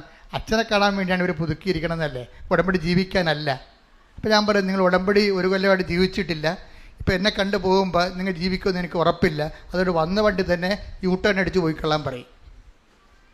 അതെന്താ? വളരെ ശ്രദ്ധിക്കണം. അത് ദൈവത്തെ പറ്റിക്കാൻ വേണ്ടി നിങ്ങൾ ഉടമ്പടി എടുക്കരുത്. കാര്യം ഉടമ്പടി എന്ന് പറയുന്നത് ഏത് കാലത്തെയും സത്യസന്ധമായ ഒരു ജീവിതക്രമമാണ്. അതിൽ നമ്മൾ സത്യസന്ധമായിട്ടാണ് ഇൻവെസ്റ്റ് ചെയ്യണമെന്നുണ്ടെങ്കിൽ നിങ്ങൾ പറഞ്ഞ സ്ഥലത്ത് നിൽക്കത്തില്ല ഈ സംഭവം.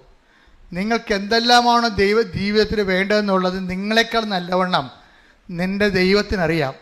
ദൈവം ആ സംഭവം എടുത്തു കഴിഞ്ഞാൽ അടിക്കടി വിഷയത്തിന് മേൽ ദൈവിക തീരുമാനം ഉണ്ടായിക്കൊണ്ടിരിക്കും. അതുകൊണ്ട് സത്യസന്ധമായി ഉടമ്പടി എടുക്കാൻ വേണ്ടി ഇടിമുഴക്കം പോലെ സ്തുതിക്കട്ടെ. ഹല്ലേലൂയ.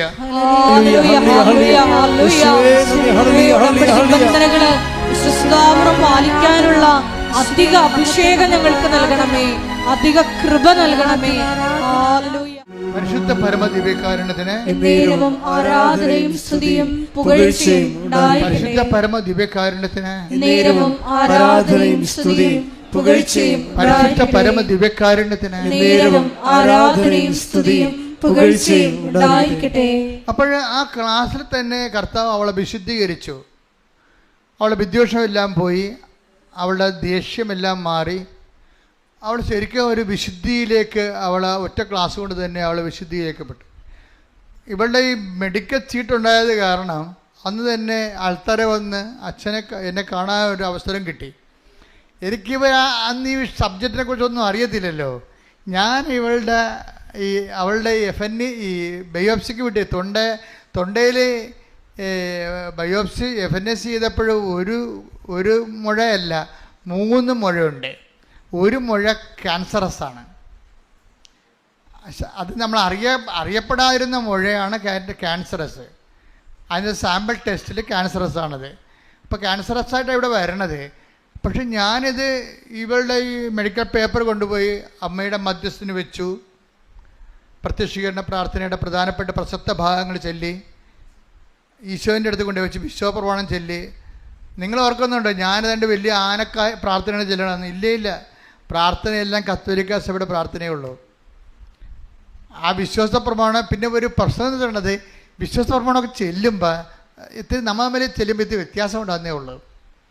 കാര്യം നിങ്ങളിത് പ്രാർത്ഥനയായിട്ട് പട്ടിക പോലെ ചെല്ലുകയാണ്. ഒന്നിൻ്റെ ഒന്നെന്തണ്ടേ, മനസ്സിലല്ലേ? ഏക ദൈവത്തെ ഞാൻ വിശ്വസിക്കുന്നു. ഏക ദൈവം 10 നമുക്കെന്താണെന്ന് മനസ്സിൽ എന്താണ് പറയണമെന്നതിനെ കുറിച്ചൊരു ഐഡിയയും ഇല്ലേ. ഏക ദൈവത്തിൽ വിശ്വസിക്കുമെന്ന് പറയുമ്പോഴേ ഏകമായാലും എന്ത് 10 എന്ത് ദൈവമല്ലേ, വിശ്വസിച്ചാൽ പോരെ. ഇങ്ങനെ ഒരു വാർത്താം മട്ടിലാണ് നിങ്ങൾ ഈ വിശ്വാസം കൈകാര്യം ചെയ്യണത്. ഞങ്ങൾ ഏകമെന്ന് പറഞ്ഞു കഴിഞ്ഞാൽ ദശാംശത്തിൽ പോലും 00 അത് ഷാർപ്പായിരിക്കും. കാര്യം ഞാൻ ഒരു മനുഷ്യനെ ഏക ദൈവത്തെ വിശ്വസിക്കണമെന്ന് ഒറ്റ വാക്ക് ചങ്ക് കൊണ്ട് പറഞ്ഞാൽ തീരാവുന്ന പ്രശ്നമേ ഇന്ന് മനുഷ്യനെ ഉണ്ടായിട്ടുള്ളൂ. അതാണ് ഞാൻ ഈ കൃപാസന ശുശ്രൂഷ കൊണ്ട് പഠിച്ചെടുത്തത്. അപ്പോൾ ഒരു സാധനം എന്ത് പറയുന്നു എന്നുള്ളക്കുപരി ആര് പറയുന്നു എന്നുള്ളതും പ്രശ്നമാണ്. നമ്മൾ എന്ത് പറയുന്നു എന്നുള്ളത് പോലെ തന്നെ പ്രശ്നമാണ് ആര് പറയുന്നു എന്നുള്ളത്. ഞാൻ എപ്പോഴും നിങ്ങളോട് പറയും, നിങ്ങളുടെ വാല്യൂ ആഡ് ചെയ്യണമെന്ന് പറയും. എന്ന് വെച്ച് കഴിഞ്ഞാൽ വാല്യൂ ആഡ് ചെയ്യുക വെച്ച് കഴിഞ്ഞാൽ നമ്മളുടെ കഴിഞ്ഞകാല ജീവിതങ്ങൾ സുവിശേഷത്തിന് വേണ്ടി നമ്മൾ കട്ട സഹിച്ചത്. ഇവളെന്ത് അനിത ടോമി എന്താ ചെയ്തിരിക്കണത്? ക്ലാസ് കേട്ടപ്പോഴെന്ത് ചെയ്ത്? ക്ലാസ് കേട്ട് കഴിഞ്ഞപ്പോൾ ഇവൾ പോയി കുമ്പസാരിച്ച്. ക്ലാസ് കേട്ടപ്പോൾ കുമ്പസാരിക്കണമെന്ന് വെച്ച് കഴിഞ്ഞാൽ ഈ കുഴാഴ്ച കുമ്പസാരമല്ല. കുഴാഴ്ച കുമ്പസാരം അറിയാമല്ലോ, ചത്തവർക്ക് വേണ്ടി മരിച്ചവർക്ക് കുമ്പസാരിക്കണത്. അതായത് ഒരു പശ്ചാത്താപം കാണത്തില്ല പിശാചിന്.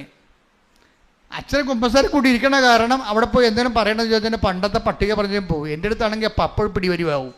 എനിക്കറിയാം കള്ളത്തറയിൽ പറയണമെന്നും ഈ സത്യസന്ധതയല്ലെന്നും. ഞാൻ പറഞ്ഞു മാറുന്നേ, നിങ്ങളിപ്പോൾ എന്താ പറഞ്ഞത്? ഈ സംഭവമല്ലേ നേരത്തെയും പറഞ്ഞത്? നിങ്ങൾ എന്താ ഉദ്ദേശിക്കണത്? മരിച്ചവരുടെ ആത്മശാന്തിക്ക് വേണ്ടിയാണോ ഇത് കുമ്പസാരിക്കണത്? ഇത് സത്യമായ സന്തോഷമായ കുമ്പസാരമാണോ? ഞാൻ ചോദിക്കും. എന്താ കാര്യം വെച്ച് കഴിഞ്ഞാൽ എൻ്റെ ഉദ്ദേശം എന്താണ്? ഇവരെ കുമ്പസാരിപ്പിക്കുക എന്നുള്ളതിനേക്കാൾ ഉപരി ഇവരെ വിശുദ്ധീകരിക്കുക, സുവിശേഷത്തിൻ്റെ സാക്ഷിയാക്കുകയാണ്. അത് നല്ല. ഇപ്പം നിങ്ങളോട് ശാന്തമില്ലാതെ സംസാരിച്ചെങ്കിൽ ഞാൻ ജനങ്ങളോട് സൗമ്യമായിട്ട് സംസാരിക്കത്തുള്ളൂ. പക്ഷേ എന്താ പ്രശ്നം വെച്ച് കഴിഞ്ഞാൽ അവരെ കുറ്റം പറഞ്ഞൊരു കാര്യമില്ല, അവർക്കറിയത്തില്ല. അവർക്ക് യാന്ത്രികമായിട്ട് ഇങ്ങനെ ചെയ്യണതാണ് പല കാര്യങ്ങളും. പക്ഷെ റീന ഇങ്ങനെ, അല്ലെങ്കിൽ അനിത ടോമി ഇങ്ങനെ യാന്ത്രികമായിട്ട് ചെയ്യണതല്ല. അനിത ടോമി ആത്മാർത്ഥമായിട്ട് ദൈവത്തോട് എനിക്കുള്ള ബന്ധം മുറിഞ്ഞുപോയി. എൻ്റെ വൈരാഗ്യവും, കാര്യം ദൈവം സ്നേഹമല്ലേ.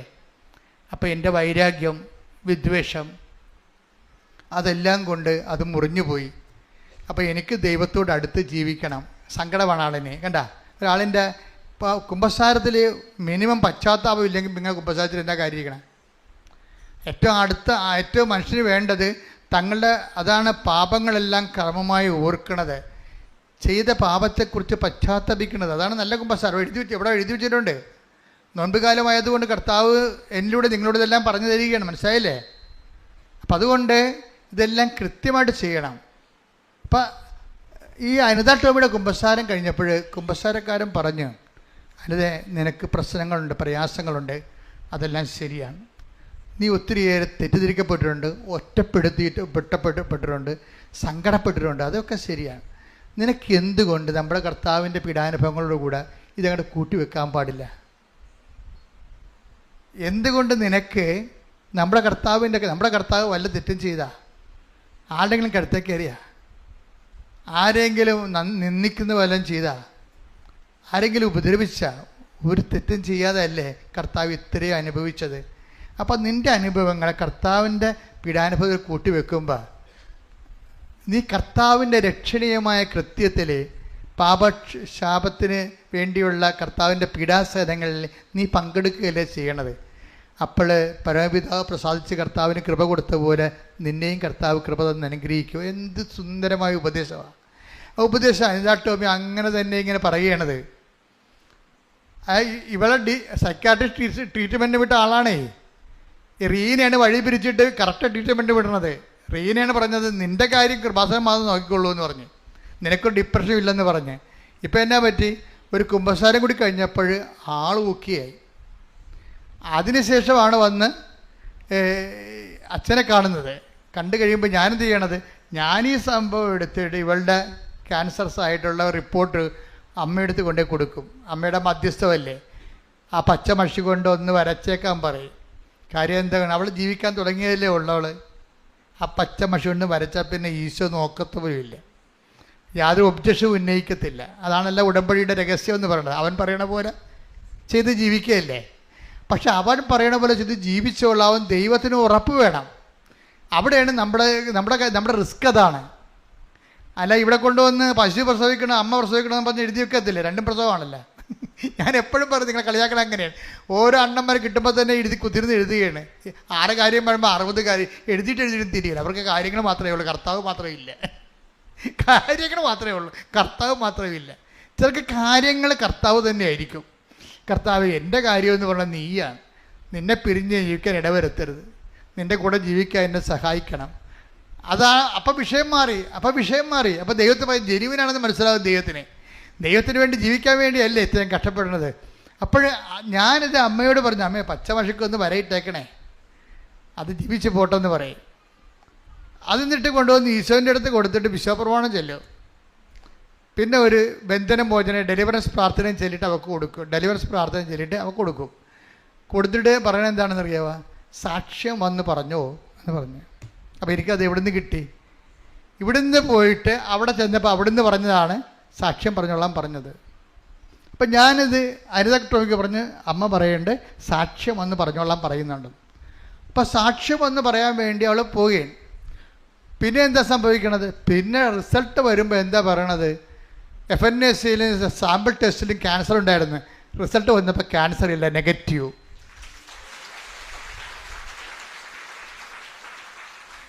അപ്പോൾ ഇതാണ് ഉടമ്പടി.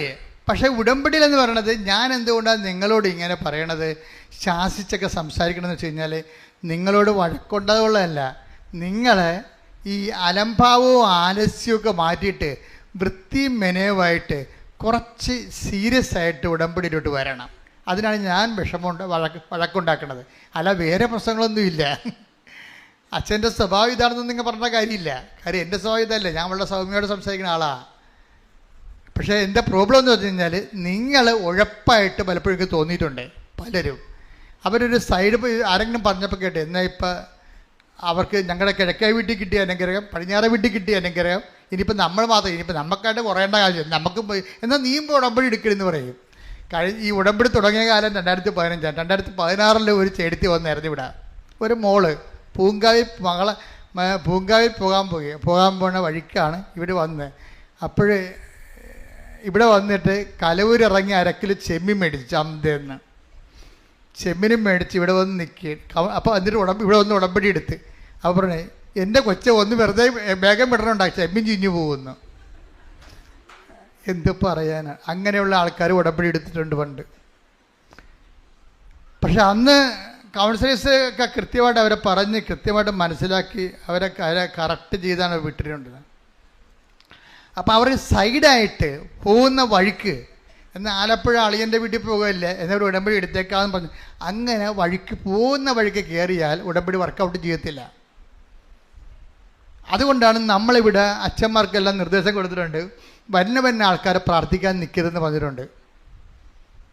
വന്ന ഈ അകത്ത് ഇത് പെരുവഴിയല്ലേ, നാഷണൽ ഹൈവേ അല്ലേ, ആ പോണ വഴിക്ക് ഇവിടെ ആൾ കൂടി നിൽക്കണം. ഇതെന്താ ഇവിടെ കൃപാസനം ആണോ എന്നൊന്ന് ഇറങ്ങിയേക്കാം. അവിടെ അപ്പുറത്ത് പോയി ചായയും കുടിച്ച് ഇവിടെ വരുമ്പോഴാണ് അച്ഛനിരിക്കണം. അങ്ങനെ തലേന്ന് കാണിച്ചേക്കും. പേരെന്താ? കൃപാസനത്തിൽ വന്നത് പ്രാർത്ഥിച്ചെന്ന പേര്. എന്ത് ഇവൻ്റെ മിക്കവാറും പൊറുക്കാൻ കഴിക്കണം, മരിക്കാനാകും. പിറ്റേ ആഴ്ചയിൽ എന്താ ഇവൻ തമ്പുരാന് പണി തന്നിരിക്കണല്ല, പോണ വഴിക്ക് കയറി തമ്പുരാന് പണി കൊടുത്തിരിക്കണതാണ്. അപ്പം അത്രയും പ്രാധാന്യമേ ഉള്ളു. നമ്മൾ അഡ്രസ്സ് ചെയ്യരുത്. നമ്മൾ അഡ്രസ്സ് ചെയ്യേണ്ടത് അവരെ ഉടമ്പടി എടുത്ത് ഇതിനു വേണ്ടി തന്നെയാണ് വന്നതെന്ന് നമ്മൾ നോക്കണം. കർത്താവിൻ്റെ കാര്യം ഇത് ഭയങ്കര സീരിയസ് ആയല്ലേ, സത്യസന്ധമായ കാര്യമാണ്. ഞാൻ അച്ഛന്മാരെ എല്ലാം വിളിച്ചതിനെ മുറി ഇരുത്തി കറക്റ്റ് കാര്യം പറയും. എന്താ കഴിച്ചത്? അച്ഛന്മാർക്ക് അറിയത്തില്ലല്ലോ. ഒന്ന് പ്രാർത്ഥിക്കുക, നമ്മൾ പ്രാർത്ഥിക്കാൻ വേണ്ടിയില്ല അഭിഷേകം മേടിച്ചിരിക്കണത്, അങ്ങോട്ട് പ്രാർത്ഥിച്ചേക്കാം. ഞാൻ അത്രയും കയ്യൊന്നും നികളണ്ട. എന്താ കാര്യം?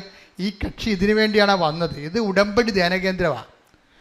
ലോകത്തിൽ ഇവിടെ മാത്രം എന്താ ഉടമ്പടി തരാൻ കാര്യം? അത് ഒറ്റ ചിന്ത പോരെ, അത് നിലനിൽപ്പാണ്. എന്ന് വെച്ച് കഴിഞ്ഞാൽ നമ്മൾ 5 മിനിറ്റ് നമ്മുടെ ചുണ്ട് ചലിപ്പിച്ചാലും കർത്താവിന് പ്രയോജനം ഉണ്ടാകണം തന്നെ ഞാൻ ഈ 30 കൊല്ലം ചിന്തിച്ചിരിക്കണത്. അപ്പം കർത്താവിൻ്റെ മുമ്പിലുള്ള നിപ്പ് എങ്ങനെയാണെന്ന് എനിക്കറിയാം. അതുകൊണ്ടല്ലേ അമ്മ പ്രത്യക്ഷപ്പെട്ടത്. അപ്പം അതുകൊണ്ട് തന്നെ നമ്മൾ ഈ വിഷയത്തിൽ കർക്കശ്യമാണ്. നമ്മൾ കൊടുക്കണ പൊന്നിനേക്കാളും തങ്കത്തെക്കാളും വിലയുള്ള ദൈവത്തിൻ്റെ കൃപയാണ് കൊടുക്കണത്. അപ്പം അത് വാങ്ങുന്നവന് ആ ബോധം ഉണ്ടാകണം, അല്ലെങ്കിൽ നമ്മൾ ബോധം ഉണ്ടാക്കും. ആ ബോധം ഉണ്ടാക്കും. അപ്പം അത് അച്ഛൻ ടോക്ക് കേൾക്കുമ്പോൾ മനസ്സിലാകും നിങ്ങൾ സത്യസന്ധമായിട്ട് ആണ് വിഷയം പോകണമെന്നുണ്ടെങ്കിൽ. ഇപ്പോൾ ഇവൾ ഈ അനിതാട്ടോയി പറഞ്ഞ ഒരു വേറെ കാര്യമുണ്ട്. അനിതാട്ടോയി പറഞ്ഞേ എനിക്ക് ട്രീറ്റ്മെൻറ്റിലേക്ക് തൊണ്ടയ്ക്ക് ഓപ്പറേഷൻ വേണ്ടി വന്ന ക്യാൻസർ ഇല്ലെന്ന് തെളിഞ്ഞ്, പക്ഷേ എന്നാലും ആ മുഴ കളയണ്ടേ, അപ്പോൾ മൂക്കിൽ കൂടി ട്യൂബ് ഇടേണ്ടി വരും. അപ്പോൾ അനിതാട്ടോയി പറയണേ എൻ്റെ മൂക്കിലൊരു കുരു ഉണ്ടായിരുന്നു. അപ്പോൾ എനിക്ക് പേടിയായിരുന്നു, മൂക്കിലൂടെ ട്യൂബ് കയറ്റി കഴിയുമ്പോൾ ആ കുരുവൽ ഉരഞ്ഞാൽ എനിക്ക് ഭയങ്കര സീനാവും, എന്ത് ചെയ്യൂ? അപ്പോൾ ഞാൻ എന്ത് ചെയ്ത്, ഞാൻ ഉടമ്പടി തൈലം എടുത്തിട്ട് ബിഷോപ്രമാണെങ്കിലും മൂക്കിൻ്റെ അകത്ത് കൈയിട്ട് തേച്ച്, അത് കാണാനില്ലെന്ന്. അതെന്ന് വെച്ചാൽ നമ്മൾ സത്യസന്ധമായിട്ടാണ് വിഷയം കൈകാര്യം ചെയ്യണമെന്നുണ്ടെങ്കിൽ നമ്മളെക്കാൾ സത്യസന്ധമായിരിക്കും ദൈവം സത്തയിൽ തന്നെ സത്യസന്ധനാണ്.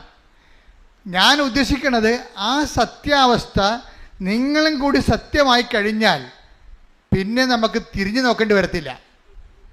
ദൈവം സത്യത്തിൽ തന്നെ സത്യസന്ധനാണ്, വിശ്വസ്തനാണ്. നമ്മളാണ് ഇനി പ്രശ്നം. നമ്മൾ കൂടി ഒന്ന് ഓക്കെ ആയി കഴിഞ്ഞാൽ പിന്നെ എത്ര പെട്ടെന്നാണെന്നറിയാം സ്പീഡപ്പാകണത്. സാക്ഷ്യങ്ങൾ പ്രാർത്ഥിക്കുക. കർത്താവായ ദൈവമേ, അങ്ങ് ഈ സഭയിൽ തന്നെ സത്യസന്ധനാണ്. അങ്ങയുടെ നാമത്തിലെ സുവിശേഷം ജീവിക്കുമ്പോഴേ ഒരിക്കൽ സത്യസന്ധത പാലിച്ചുകൊണ്ട് ഉടമ്പടിയിൽ ജീവിക്കുവാൻ എന്നെ സഹായിക്കണമേ. ശ്രദ്ധിക്കട്ടെ.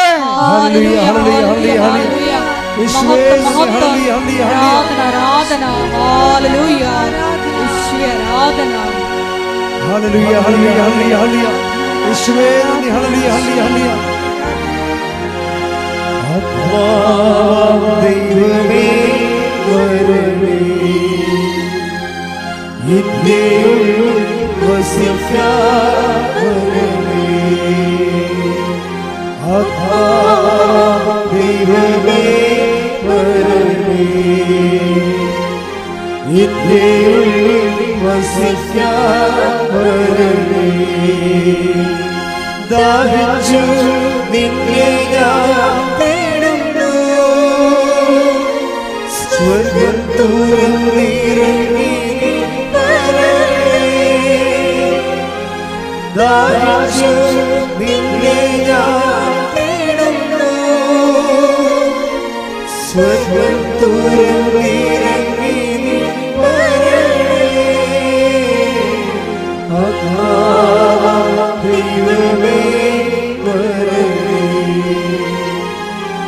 നിന്റെ ഉള്ളിൽ വസിക്കാൻ പരിശുദ്ധ പരമദിവ്യകാരുണ്യത്തിന് നേരവും ആരാധനയും സ്തുതിയും പുകഴ്ചയും ഉണ്ടായിരിക്കട്ടെ. പരിശുദ്ധ പരമദിവ്യകാരുണ്യത്തിന് നേരവും ആരാധനയും സ്തുതിയും പുകഴ്ചയും ഉണ്ടായിരിക്കട്ടെ. ഇനി അനിത ടോമി പറയുന്ന മൂന്നാമത്തെ കാര്യമുണ്ട്. ആ കാര്യം എന്ന് പറയണതേ, ഉടമ്പടി എൻ്റെ ജീവിതത്തിന് എനിക്ക് തന്നത്, ഉടമ്പടി ഞങ്ങളുടെ ആധ്യാത്മിക ജീവിതം ബലപ്പെടുത്തി. ഞങ്ങൾ ജീവിച്ചുകൊണ്ടിരുന്നത് സാധാരണ ഒരു ജീവിതമാണ്. അതിനകത്ത് കുശുമ്പും കുന്നായ്മയും പങ്കുവെക്കുമ്പോൾ തമ്മിലടിയും പരദൂഷണവും എല്ലാ സംഭവങ്ങളും ഉണ്ടല്ലോ സാധാരണ ജീവിതം. ഉടമ്പടിയോടുകൂടി ഈ സാധാരണ ജീവിതം അങ്ങോട്ട് മാറ്റും. ആ പേജ് അങ്ങോട്ട് കീറിക്കളയും. നിങ്ങൾ വല്ല പക്ഷേ പേജ് കീറിക്കളയാത്ത ആൾക്കാർ ഇപ്പോഴും ഉണ്ട്. അതാണ് പ്രശ്നം. കുശുമ്പും കുന്നായ്മയും പരദൂഷണവും വെറുപ്പും വിദ്വേഷവും വാശിയും വൈരാഗ്യവും ഭർത്താവിനിടയ്ക്ക് ഭാര്യയും അങ്ങോട്ടും ഇങ്ങോട്ടും ഭക്ഷണം കഴിക്കാതിരിക്കുക, അങ്ങനെ മത്സരം, ഇങ്ങനെ പല, അതായത് ഒന്നും നിങ്ങളെ കീഴടങ്ങാൻ തയ്യാറല്ല. നിങ്ങളിതെല്ലാം, അതായത് നമ്മൾ ഓരോ വിഷയവും ക്രിസ്തുവിൻ്റെ നാമത്തിലാണ് നമ്മളെ ഏറ്റെടുക്കുകയോ വിട്ടുകൊടുക്കുകയോ ചെയ്യുന്നുണ്ടെങ്കിൽ നിങ്ങൾ ബലം പ്രാപിക്കും. ചിലപ്പോൾ നിങ്ങൾ നല്ല ആൾക്കാരായിരിക്കും, നിങ്ങളോട് ചെയ്ത അപരാധങ്ങളായിരിക്കും, നിങ്ങളെ റൈറ്റ് ഓഫ് ചെയ്തിട്ടില്ല. എഴുതി തള്ളാത്തോടത്തോളം കാലം ആ തിന്മയിൽ നിങ്ങൾ നിൽക്കുകയാണ്. നിങ്ങളുടെ ശത്രു നിങ്ങളോട് ചെയ്ത തിന്മയിൽ തന്നെ നിങ്ങൾ നിൽക്കുകയാണ്. സുവിശേഷം രണ്ടിനെ ഒരുപോലെ കണ്ടത്. ഇടി കൊണ്ടവനെയും ഇടിച്ചവനെയും സുവിശേഷം പ്രതിയായിട്ട് തന്നെ കാണുന്നത്. എന്താ കാര്യം എന്നറിയാമോ? കർത്താവിനെ സ്വീകരിച്ചവനാണെങ്കിൽ ഇടി കൊണ്ടവൻ കർത്താവിൻ്റെ നാമത്തിൽ റൈറ്റ് ഓഫ് ചെയ്യും. ഈ വിശുദ്ധന്മാരുടെ ജീവിതം മുഴുവൻ അതല്ലേ കർത്താവ് റൈറ്റ് ഓഫ് ചെയ്യണം. നിൻ്റെ ഒരു കർണത്തടിക്കണവന് മറുകരണം കാണിച്ചു കൊടുക്കും, ക്ഷമിക്കണമെന്ന് പറഞ്ഞു. എന്താ കാര്യം? അതിനേക്കാൾ വലുതാണ്, നിന്നെ തല്ലിയവനേക്കാൾ വലുതാണ് ദൈവം നിനക്ക്. അപ്പോൾ ദൈവത്തെക്കാൾ വലുതാണ് എന്നെ തല്ലിയവനെന്ന് പറയുമ്പോഴേ, തല്ലിയവനല്ലേ നിൻ്റെ ദൈവം. പറഞ്ഞാൽ മനസ്സിലാകുന്നുണ്ടോ? ഇത്തിരി പാടാണ്. അപ്പോൾ നിങ്ങൾ ഓർത്താ ഇത് ഈസിയാണെന്ന്. ഈസി അല്ല, ഇത് ഈസി അല്ലെന്ന് മനസ്സിലാകുമ്പോൾ ഈ കുരിശക്കാരി തുണിയില്ലാതെ കിടക്കണ കാണുമ്പോൾ മനസ്സിലാകണില്ല ഈസി അല്ലെന്ന്. ഈസി അല്ലേ ഇത്? പക്ഷേ നമ്മളത് വില കൊടുക്കണം. ചില ആൾക്കാർ ക്രിസ്തുവിൻ്റെ നാമത്തെ പ്രതി, ഞാൻ എപ്പോഴും ഓർക്കുവേ, ബൈബിള് ഉപയോഗിക്കുന്ന ഏറ്റവും വലിയ ഉപാധി എന്ന് പറയണത്, കണ്ടീഷൻ എന്ന് പറയണത് ക്രിസ്തുവാണ്. ഇങ്ങനെ കണ്ടീഷൻ വെച്ച് ലോകത്ത് ആരുമില്ല. ഒരു മത നേതാക്കന്മാരും കണ്ടീഷൻ വെച്ച് പറയാൻ പറ്റത്തില്ല. കണ്ടീഷൻ വെച്ച് ക്രിസ്തുവിൻ്റെ നാമത്തിൽ ഞാനത് ക്ഷമിക്കുന്നു എന്ന് പറയാൻ വേറെ ആരെക്കുറിച്ചും പറയാൻ പറ്റത്തില്ല. എന്താ കാര്യം? അവൻ നമുക്ക് വേണ്ടി അതുപോലെ ക്ഷമിച്ചത് കൊണ്ടാണ്, അവൻ നമുക്ക് വേണ്ടി അതുപോലെ സഹിച്ചത് കൊണ്ടാണ്, അവൻ്റെ സഹനത്തെ പിതാവ് ഏറ്റെടുത്ത് അവൻ ഉയർത്തെഴുന്നേൽപ്പിച്ചത് കൃപയും മഹത്വവും മാറ്റിയത് കൊണ്ടാണ് അവൻ വിലയുള്ളവനായി മാറണത്. അതുകൊണ്ട് നമ്മുടെ സഹനങ്ങൾ, നമുക്ക് പരാജയം തന്നവർ, നമ്മളെ സങ്കടപ്പെടുത്തിയവർ, അവരോട് നമ്മൾ ക്രിസ്തുവിൻ്റെ നാമത്തിൽ, അവൻ്റെ നാമത്തിലാണ് എല്ലാ സംഭവവും. അപ്പോഴേ ഒരു ഉടമ്പടിയോടുകൂടി അവൻ്റെ നാമത്തിൽ നമ്മളെല്ലാം എഴുതി തള്ളുകയാണ്. അങ്ങനെയാണെങ്കിൽ ഇന്ന് മുതൽ ഉടമ്പടി വർക്കൗട്ടാവും. ദൈവത്തിൻ്റെ സങ്കടം എന്ന് പറയുന്നത് എന്താണെന്ന് അറിയാവോ? ദൈവം പ്രവർത്തിക്കണതല്ല പ്രശ്നം, പ്രവർത്തിച്ചിട്ട് നമ്മൾക്ക് അത് അനുഭവിക്കാൻ പറ്റണില്ലല്ലോ എന്നുള്ളതാണ് പ്രശ്നം. മനസ്സിലായില്ലേ? ദൈവം പ്രവർത്തിക്കുന്നുണ്ട്, പക്ഷെ പ്രവർത്തിച്ചിട്ട് നമുക്കത് അനുഭവിക്കാൻ പറ്റണില്ല. ഇപ്പം ചില ആൾക്കാർ പറയുന്നില്ലേ, മരുന്ന് കയറണില്ല എന്ന് പറയും. ഇഞ്ചക്ഷനുണ്ട്, ഡോക്ടറോട് എഴുതി കൊടുത്ത ഇഞ്ചക്ഷൻ മാർക്കറ്റിൽ നിന്ന് വാങ്ങിച്ചിട്ടുണ്ട്, മെഡിക്കൽ സ്റ്റോറിൽ നിന്ന് വാങ്ങിച്ചിട്ടുണ്ട്, അത് കുത്തിവെക്കാൻ ഒരു നേഴ്സുണ്ട്. പക്ഷേ നേഴ്സിന് എന്താ സംഭവിച്ചിരിക്കണത്? പൾസ് കിട്ടണില്ലെന്ന്. അതാണ് പ്രശ്നം. ഞരമ്പ് കിട്ടണില്ല. ബാക്കി അവിടെ ഇതൊന്ന് ചിന്തിച്ച് നോക്കിയേ, നിങ്ങൾ ചിന്തിച്ച് നോക്കിയേ. അതായത് മരുന്നുണ്ട്, രോഗം കണ്ടുപിടിച്ചു, അതിന് മരുന്നുണ്ട്, മരുന്ന് അവൈലബിളാണ്, അത് പൈസ കൊടുത്തത് വാങ്ങിച്ചു, അത് കുറിക്കാൻ വേണ്ടി ഡോക്ടർ കുറിച്ച് തന്നിട്ടാണ് നമ്മൾ വാങ്ങിച്ചത്. അതിനനുസരിച്ച് കുത്തിവെക്കാൻ വേണ്ടി നേഴ്സും വന്നിട്ടുണ്ട്. പക്ഷേ എന്താ പ്രശ്നം? ഞരമ്പ് കിട്ടണില്ല. അതാണ് പ്രശ്നം. അവിടെ ഇവിടെ ഇടിച്ചൊക്കെ നോക്കണം, തിരുമ്പി നോക്കണം, പക്ഷേ ഞരമ്പ് കിട്ടണില്ല. ദൈവത്തിന് എല്ലാ ഉടമ്പടിയുണ്ട്, ഉടമ്പടിയിലൂടെ എല്ലാ വിഷയത്തിനും അനുഗ്രഹമുണ്ട്, നേർച്ച വസ്തുക്കളുണ്ട്, പക്ഷെ ഞരമ്പ് കിട്ടണില്ല. അതാണ് പ്രശ്നം. എന്താ കാര്യം? നിങ്ങളുടെ ഉള്ളിലോട്ട് ഇത് തള്ളിക്ക് ഈ മരുന്ന് കയറണില്ല. മരുന്നിന് എന്താ കയറാത്ത എന്താ കാര്യം? വൈരാഗ്യമുണ്ട്, വിദ്വേഷമുണ്ട്, അതുപോലെ തന്നെ പലതരത്തിലുള്ള പാപങ്ങളുണ്ട്. ഇനി ഈ ഉടമ്പടിക്കാലം കഴിഞ്ഞാൽ വീണ്ടും മുമ്പത്തേക്കാൾ ഇരട്ടി പാപം ചെയ്യാൻ വേണ്ടി തീരുമാനിച്ചിട്ടുണ്ട്. ഇതെല്ലാം കൊണ്ട് ഞരമ്പ് കിട്ടണില്ല. ഈ ഞരമ്പ് കിട്ടാത്ത രോഗികൾ ഉടമ്പടി എടുക്കാതിരിക്കണം നല്ലത്. എന്താ കാര്യം എന്നാൽ ആദ്യം നിങ്ങളിത് കറക്റ്റ് ചെയ്യണം. കാര്യം ഉടമ്പടി ഇന്ന് വരെ ഉള്ളതിൽ ഏറ്റവും ഉന്നതമായ മനുഷ്യരക്ഷാ പ്രവർത്തനത്തിൻ്റെ ദൈവിക നടപടിക്രമമാണത്. അപ്പം അതുകൊണ്ട് തന്നെ നിങ്ങൾ ക്രിസ്തുവിൻ്റെ നാമത്തെ പ്രതി ചില കാര്യങ്ങൾ ക്ഷമിച്ച് കളയണം, അല്ലെങ്കിൽ ഞരമ്പ് കിട്ടത്തില്ല.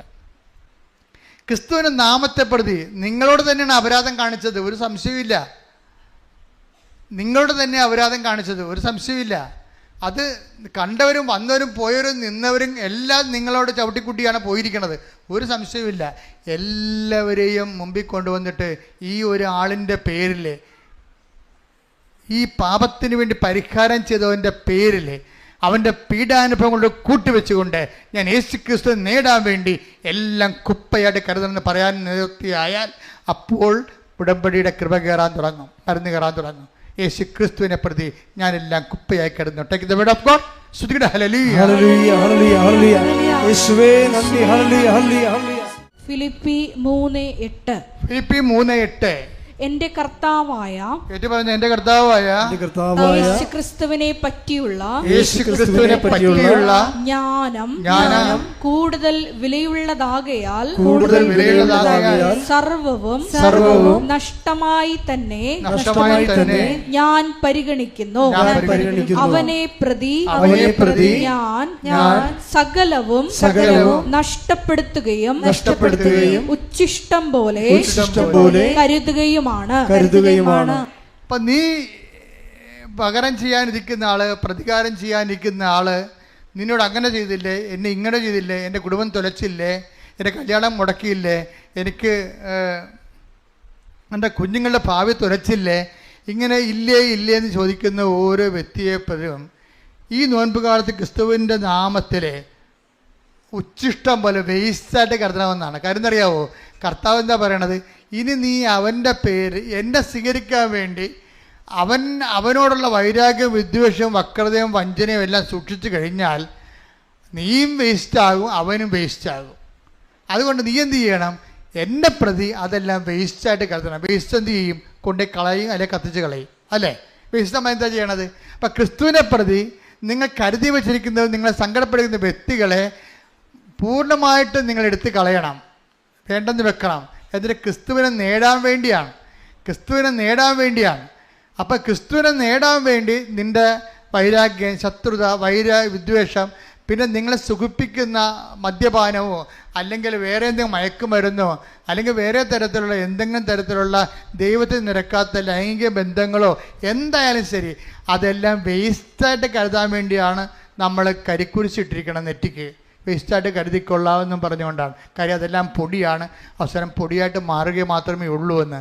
അങ്ങനെ ഒരു തീരുമാനം എടുത്താൽ ഇന്നു മുതൽ ഉടമ്പടി ബേണാകാൻ തുടങ്ങും, ഫയറാകാൻ തുടങ്ങും. പ്രാർത്ഥിക്കുക. കർത്താവായ ദൈവമേ, ക്രിസ്തുവിന് നിരക്കാത്ത എല്ലാ അരൂപികളെയും ക്രിസ്തുവിനെ പ്രതി ഉച്ഛിഷ്ടം പോലെ കരുതുവാൻ എനിക്ക് അഭിഷേകം നൽകണമേ. പരിശുദ്ധ പരമദിവ്യകാരുണ്യത്തിന് ആരാധനയും സ്തുതിയും പുകഴ്ചയും ഉണ്ടായിരിക്കട്ടെ.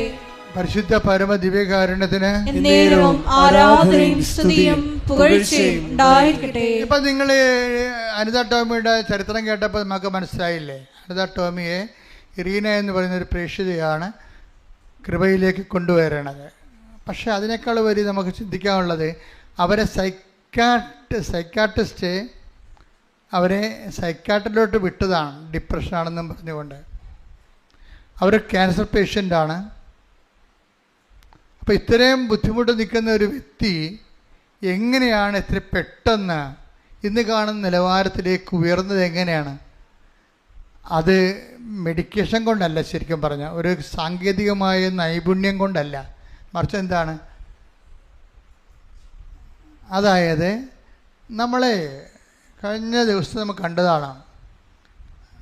അതായത് നമ്മളിപ്പോൾ വെള്ളിയാഴ്ച ഉപവസിക്കുന്നവരുണ്ട്, ചൊവ്വാഴ്ച ഉപവസിക്കുന്നവരുണ്ട്, ഉടമ്പടി എടുക്കുക, അത് നോൻപിൻ്റെ ഉപവാസങ്ങൾ. ഉടമ്പടി എടുക്കുന്നവർ ബുധനാഴ്ച ഉപവസിക്കുക. അപ്പോൾ ശ്രദ്ധിക്കേണ്ട ഇതാണ്, ചൊവ്വാഴ്ച വെള്ളിയാഴ്ച ഉപവസിക്കേണ്ടത്. നോൻപിൻ്റെ ഉപവാസം എന്ന് പറയുന്നത് വെള്ളിയാഴ്ചയാണ് സാധാരണ കൂടുതലായിട്ട് വരണത്.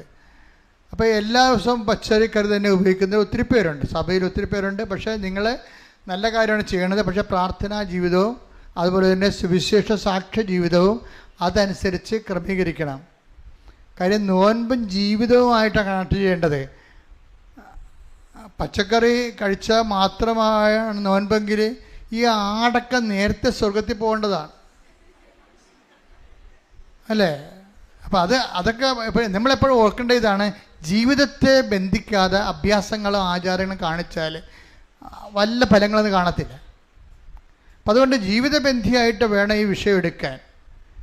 നോൻപ് കാലത്ത് നമ്മൾ ഗുരുതരമായ രീതിയിൽ യുദ്ധകാലടിസ്ഥാനത്തിൽ ദൈവത്തിലേക്ക് തിരിയുകയാണ്. അതുകൊണ്ട് വചന വായനയും ഭയങ്കര സ്നേഹത്തോടെ വേണം വചനം വായിക്കാൻ. നിങ്ങൾ വചനം വായിക്കണ പലരും സാങ്കേതികമായിട്ടാണ് വായിക്കണത്. ഇപ്പം ഞാനൊക്കെ വായിക്കുമ്പോൾ കണ്ണ് നിറയും. അത് ഇന്ന സമയമൊന്നുമില്ല, സമയം പരിശുദ്ധാത്മാവ് തോന്നിക്കണ എല്ലാ സമയത്തും ഞാൻ വചനം വായിക്കുമ്പോൾ തന്നെ കയ്യിലെടുക്കുമ്പോൾ തന്നെ നമുക്കൊരു വൈബ്രേഷൻ ഉണ്ടാകും. വചനം എന്നുകൊണ്ട് അത്ര അനോയിൻറ്റിൽ എഴുതിയിരിക്കുന്ന സംഭവമാണ്. നിങ്ങളെ സാധാരണ പുസ്തകം എടുക്കണ പോലെ ബൈബിൾ എടുക്കുമ്പോഴാണ് ഈ കുഴപ്പമുണ്ടാകുന്നത്. എന്നിട്ട് ചരിത്രം വായിക്കുന്ന പോലെ വായിക്കും. അതല്ല സംഭവം.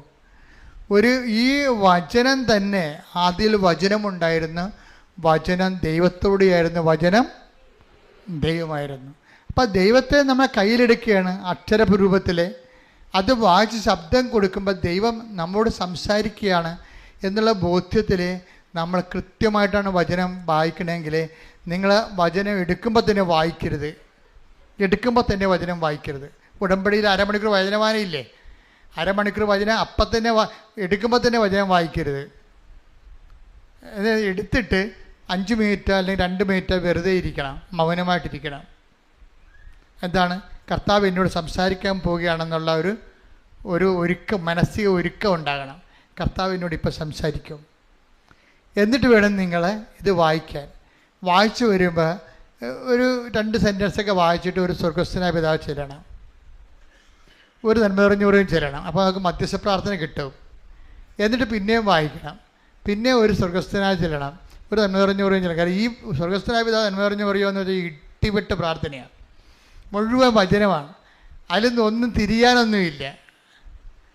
നിങ്ങളെ വസ്ത്രം കയ്യിൽ നിന്നൊക്കെ ഇട്ട് സ്വയം പ്രേരിത പ്രാർത്ഥനയ്ക്ക് ചെല്ലുമ്പോൾ മുഴുവൻ നിങ്ങളുടെ പ്രാർത്ഥനയല്ലേ, അതിൻ്റെ അകത്ത് ദൈവവചനം ഇരിക്കണേ. പക്ഷേ നന്മ നിറഞ്ഞ മറിയത്തിൽ മുഴുവൻ ദൈവവചനമാണ്, സ്വർഗസ്ഥനായ പിതാവ് മുഴുവനും ദൈവവചനമാണ്.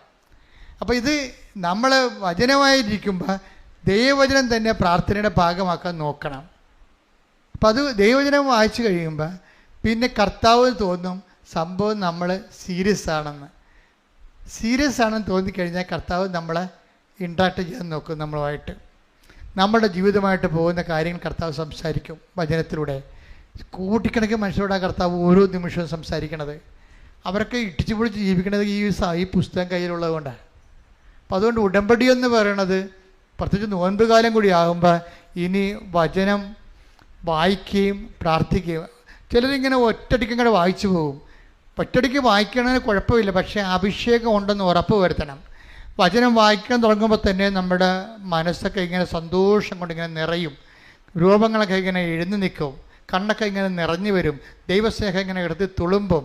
അങ്ങനെ ഒരു ടീച്ചറാണെങ്കിൽ കണ്ടിന്യൂ ആയിട്ട് വായിക്കാൻ പറ്റും, അത് തീരണ വരെ വായിക്കാൻ പറ്റും. അങ്ങനെ ഇല്ലെന്നുണ്ടെങ്കിൽ 2 മിനിറ്റ് വായിക്കുക, ഒരു സ്വർഗസ്ഥനായ പിതാവ് ചെല്ലുക, ഒരു നന്മ നിറഞ്ഞു ചെല്ലുക, പിന്നെ 2 മിനിറ്റ് വായിക്കുക. അങ്ങനെ വായിച്ച് പോകുമ്പോൾ എപ്പോഴാണ് നമുക്ക് നിർത്താൻ തോന്നുന്നത് അപ്പം നിർത്തിയിട്ട് പോവുക.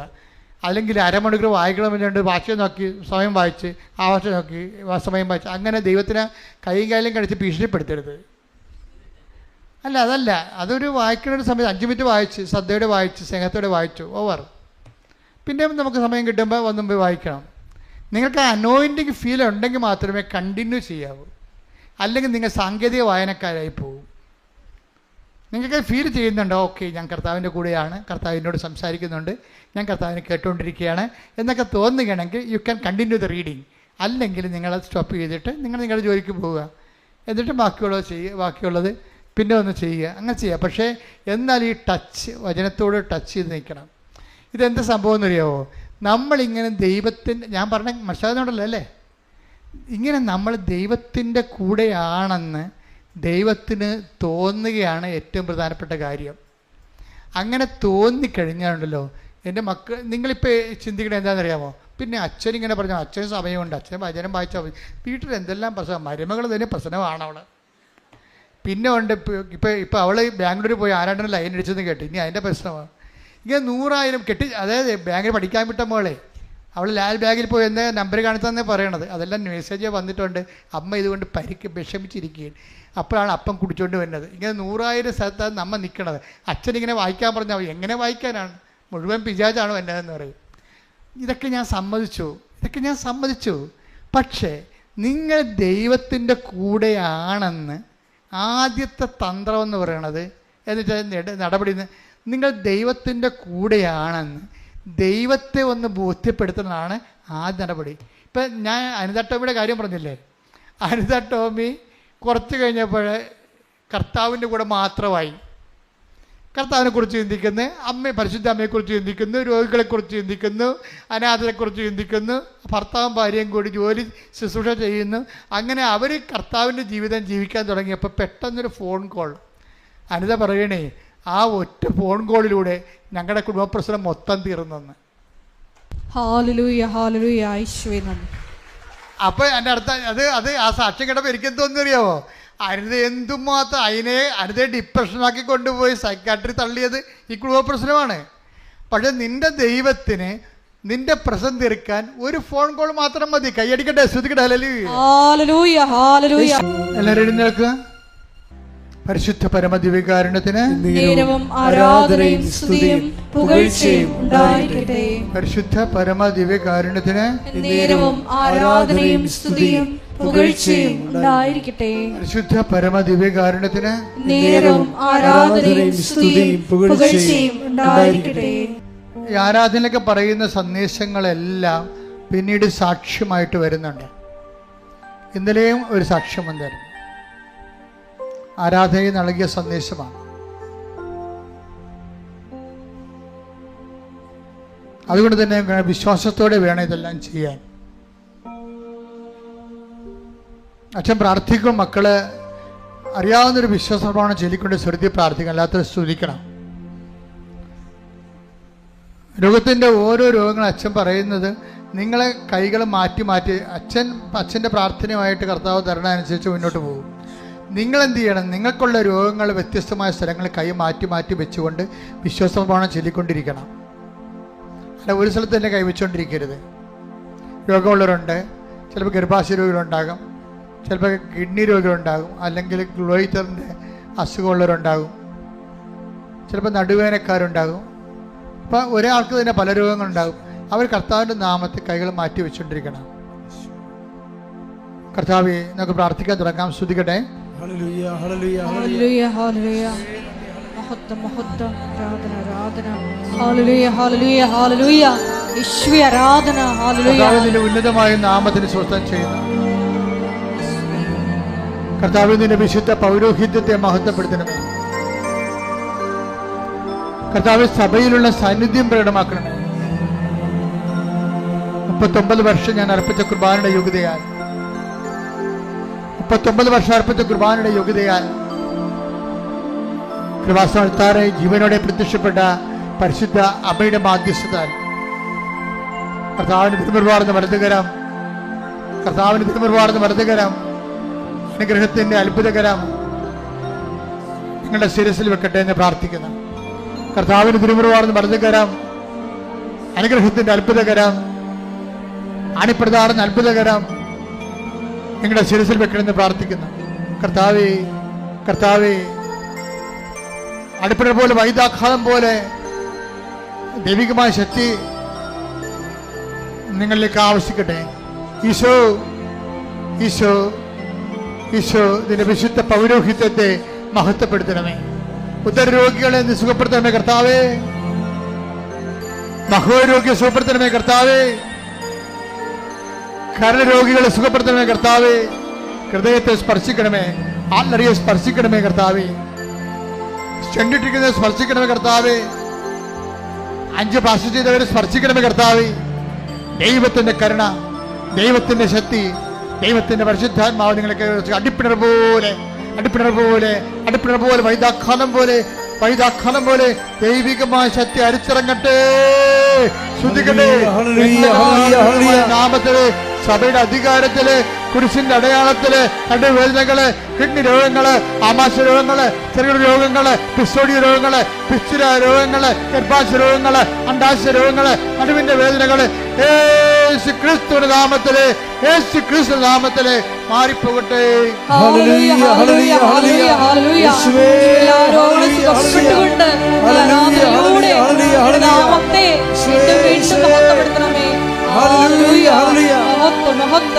ദേവപിതാവേ നന്ദി, ദേവപിതാവേ മഹത്വം, ദേവപിതാവേ ആരാധന.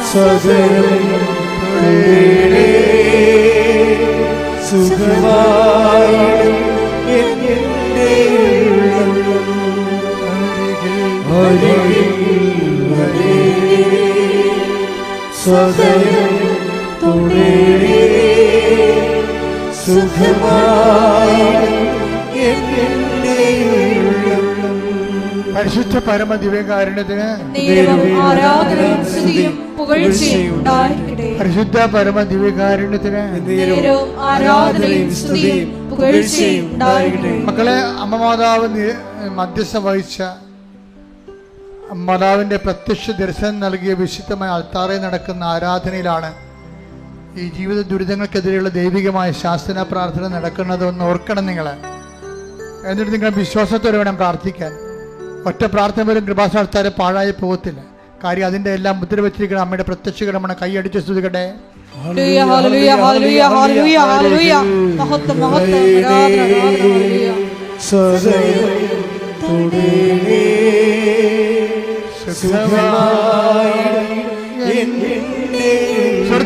സ്വരത്തിൽ പാടുക. അരികിൽ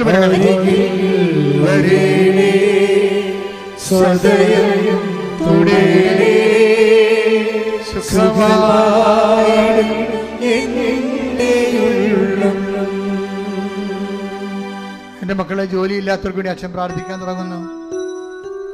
ജോലി നഷ്ടപ്പെട്ടവരെ ജോലി കിട്ടുമെന്നുള്ള ഒരു പ്രതീക്ഷയോടുകൂടി ക്യാൻസലാകാത്ത ലിസ്റ്റിൽ ആശ്രയിച്ചുകൊണ്ട് ജീവിക്കുന്നവരുണ്ട്. അവരെ ഇപ്പോൾ ആരാധനയെ സമർപ്പിക്കുന്നു. വിസ ഒത്തുവരാത്തവർ, വിസ നഷ്ടപ്പെട്ടവർ, വിസ പുതുക്കി കിട്ടാത്തവർക്ക് വേണ്ടി പ്രാർത്ഥിക്കുന്ന സമയമാണിത്. ഓരോ യാത്രയ്ക്ക് വേണ്ട, ജോലിക്ക് വേണ്ട രേഖകൾ സമാഹരിക്കുന്ന എല്ലാ വ്യക്തികളെയും ഇപ്പോൾ ഓർക്കുന്നു. അൾത്താറയിലെ യാത്രയ്ക്ക് വേണ്ട, ജോലിക്ക് വേണ്ട രേഖകൾ സമാഹരിക്കുന്നവരെ ഓർക്കുന്നു. പരീക്ഷ എഴുതാൻ പോകുന്ന കുഞ്ഞുങ്ങളെ, എഴുതിക്കൊണ്ടിരിക്കുന്ന മക്കളെയും ഓർക്കുന്നു. അൾത്താറയിലെ നിങ്ങളുടെ കഴിവ് കൊണ്ടല്ല, ദൈവത്തിൻ്റെ കൃപ കൊണ്ട് നിങ്ങൾ പഠിക്കുന്ന മാത്രം വരുവാനും പഠിക്കുന്നതെല്ലാം പരീക്ഷ പ്രതിഫലിപ്പിക്കുവാനും ദൈവത്തിന് അനന്തമായ കാരുണ്യം മാതാവിന്റെ മധ്യസ്ഥ നിങ്ങൾക്ക് ലഭിക്കട്ടെ എന്ന് പ്രാർത്ഥിച്ചുകൊണ്ട് ശ്രദ്ധിക്കട്ടെ.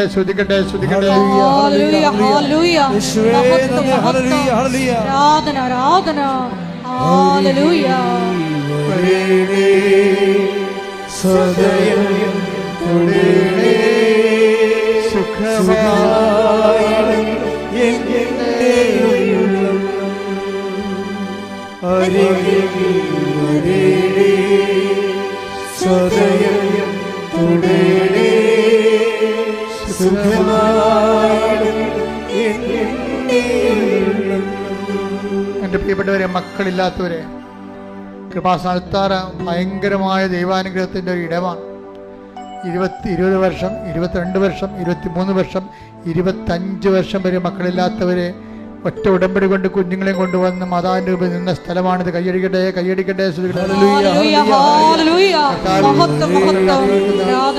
മക്കളില്ലാത്ത സമയത്ത് പ്രാർത്ഥിക്കട്ടെ. ഉദരങ്ങൾ തൊട്ടെ. മക്കളില്ലാത്തൊരു ഉദരത്തിൽ തൊട്ട് പ്രാർത്ഥിക്കട്ടെ.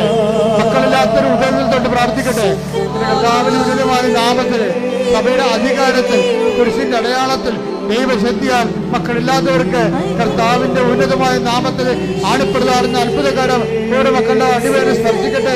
യേശു ക്രിസ്തു നാമത്തില് വിരുദ്ധ തടസ്സങ്ങള്, യേശു ക്രിസ്തു നാമത്തില് വിരുദ്ധ തടസ്സങ്ങള്, ജീവിത തടസ്സങ്ങള് യേശു നാമത്തിൽ മാറിപ്പോകട്ടെ.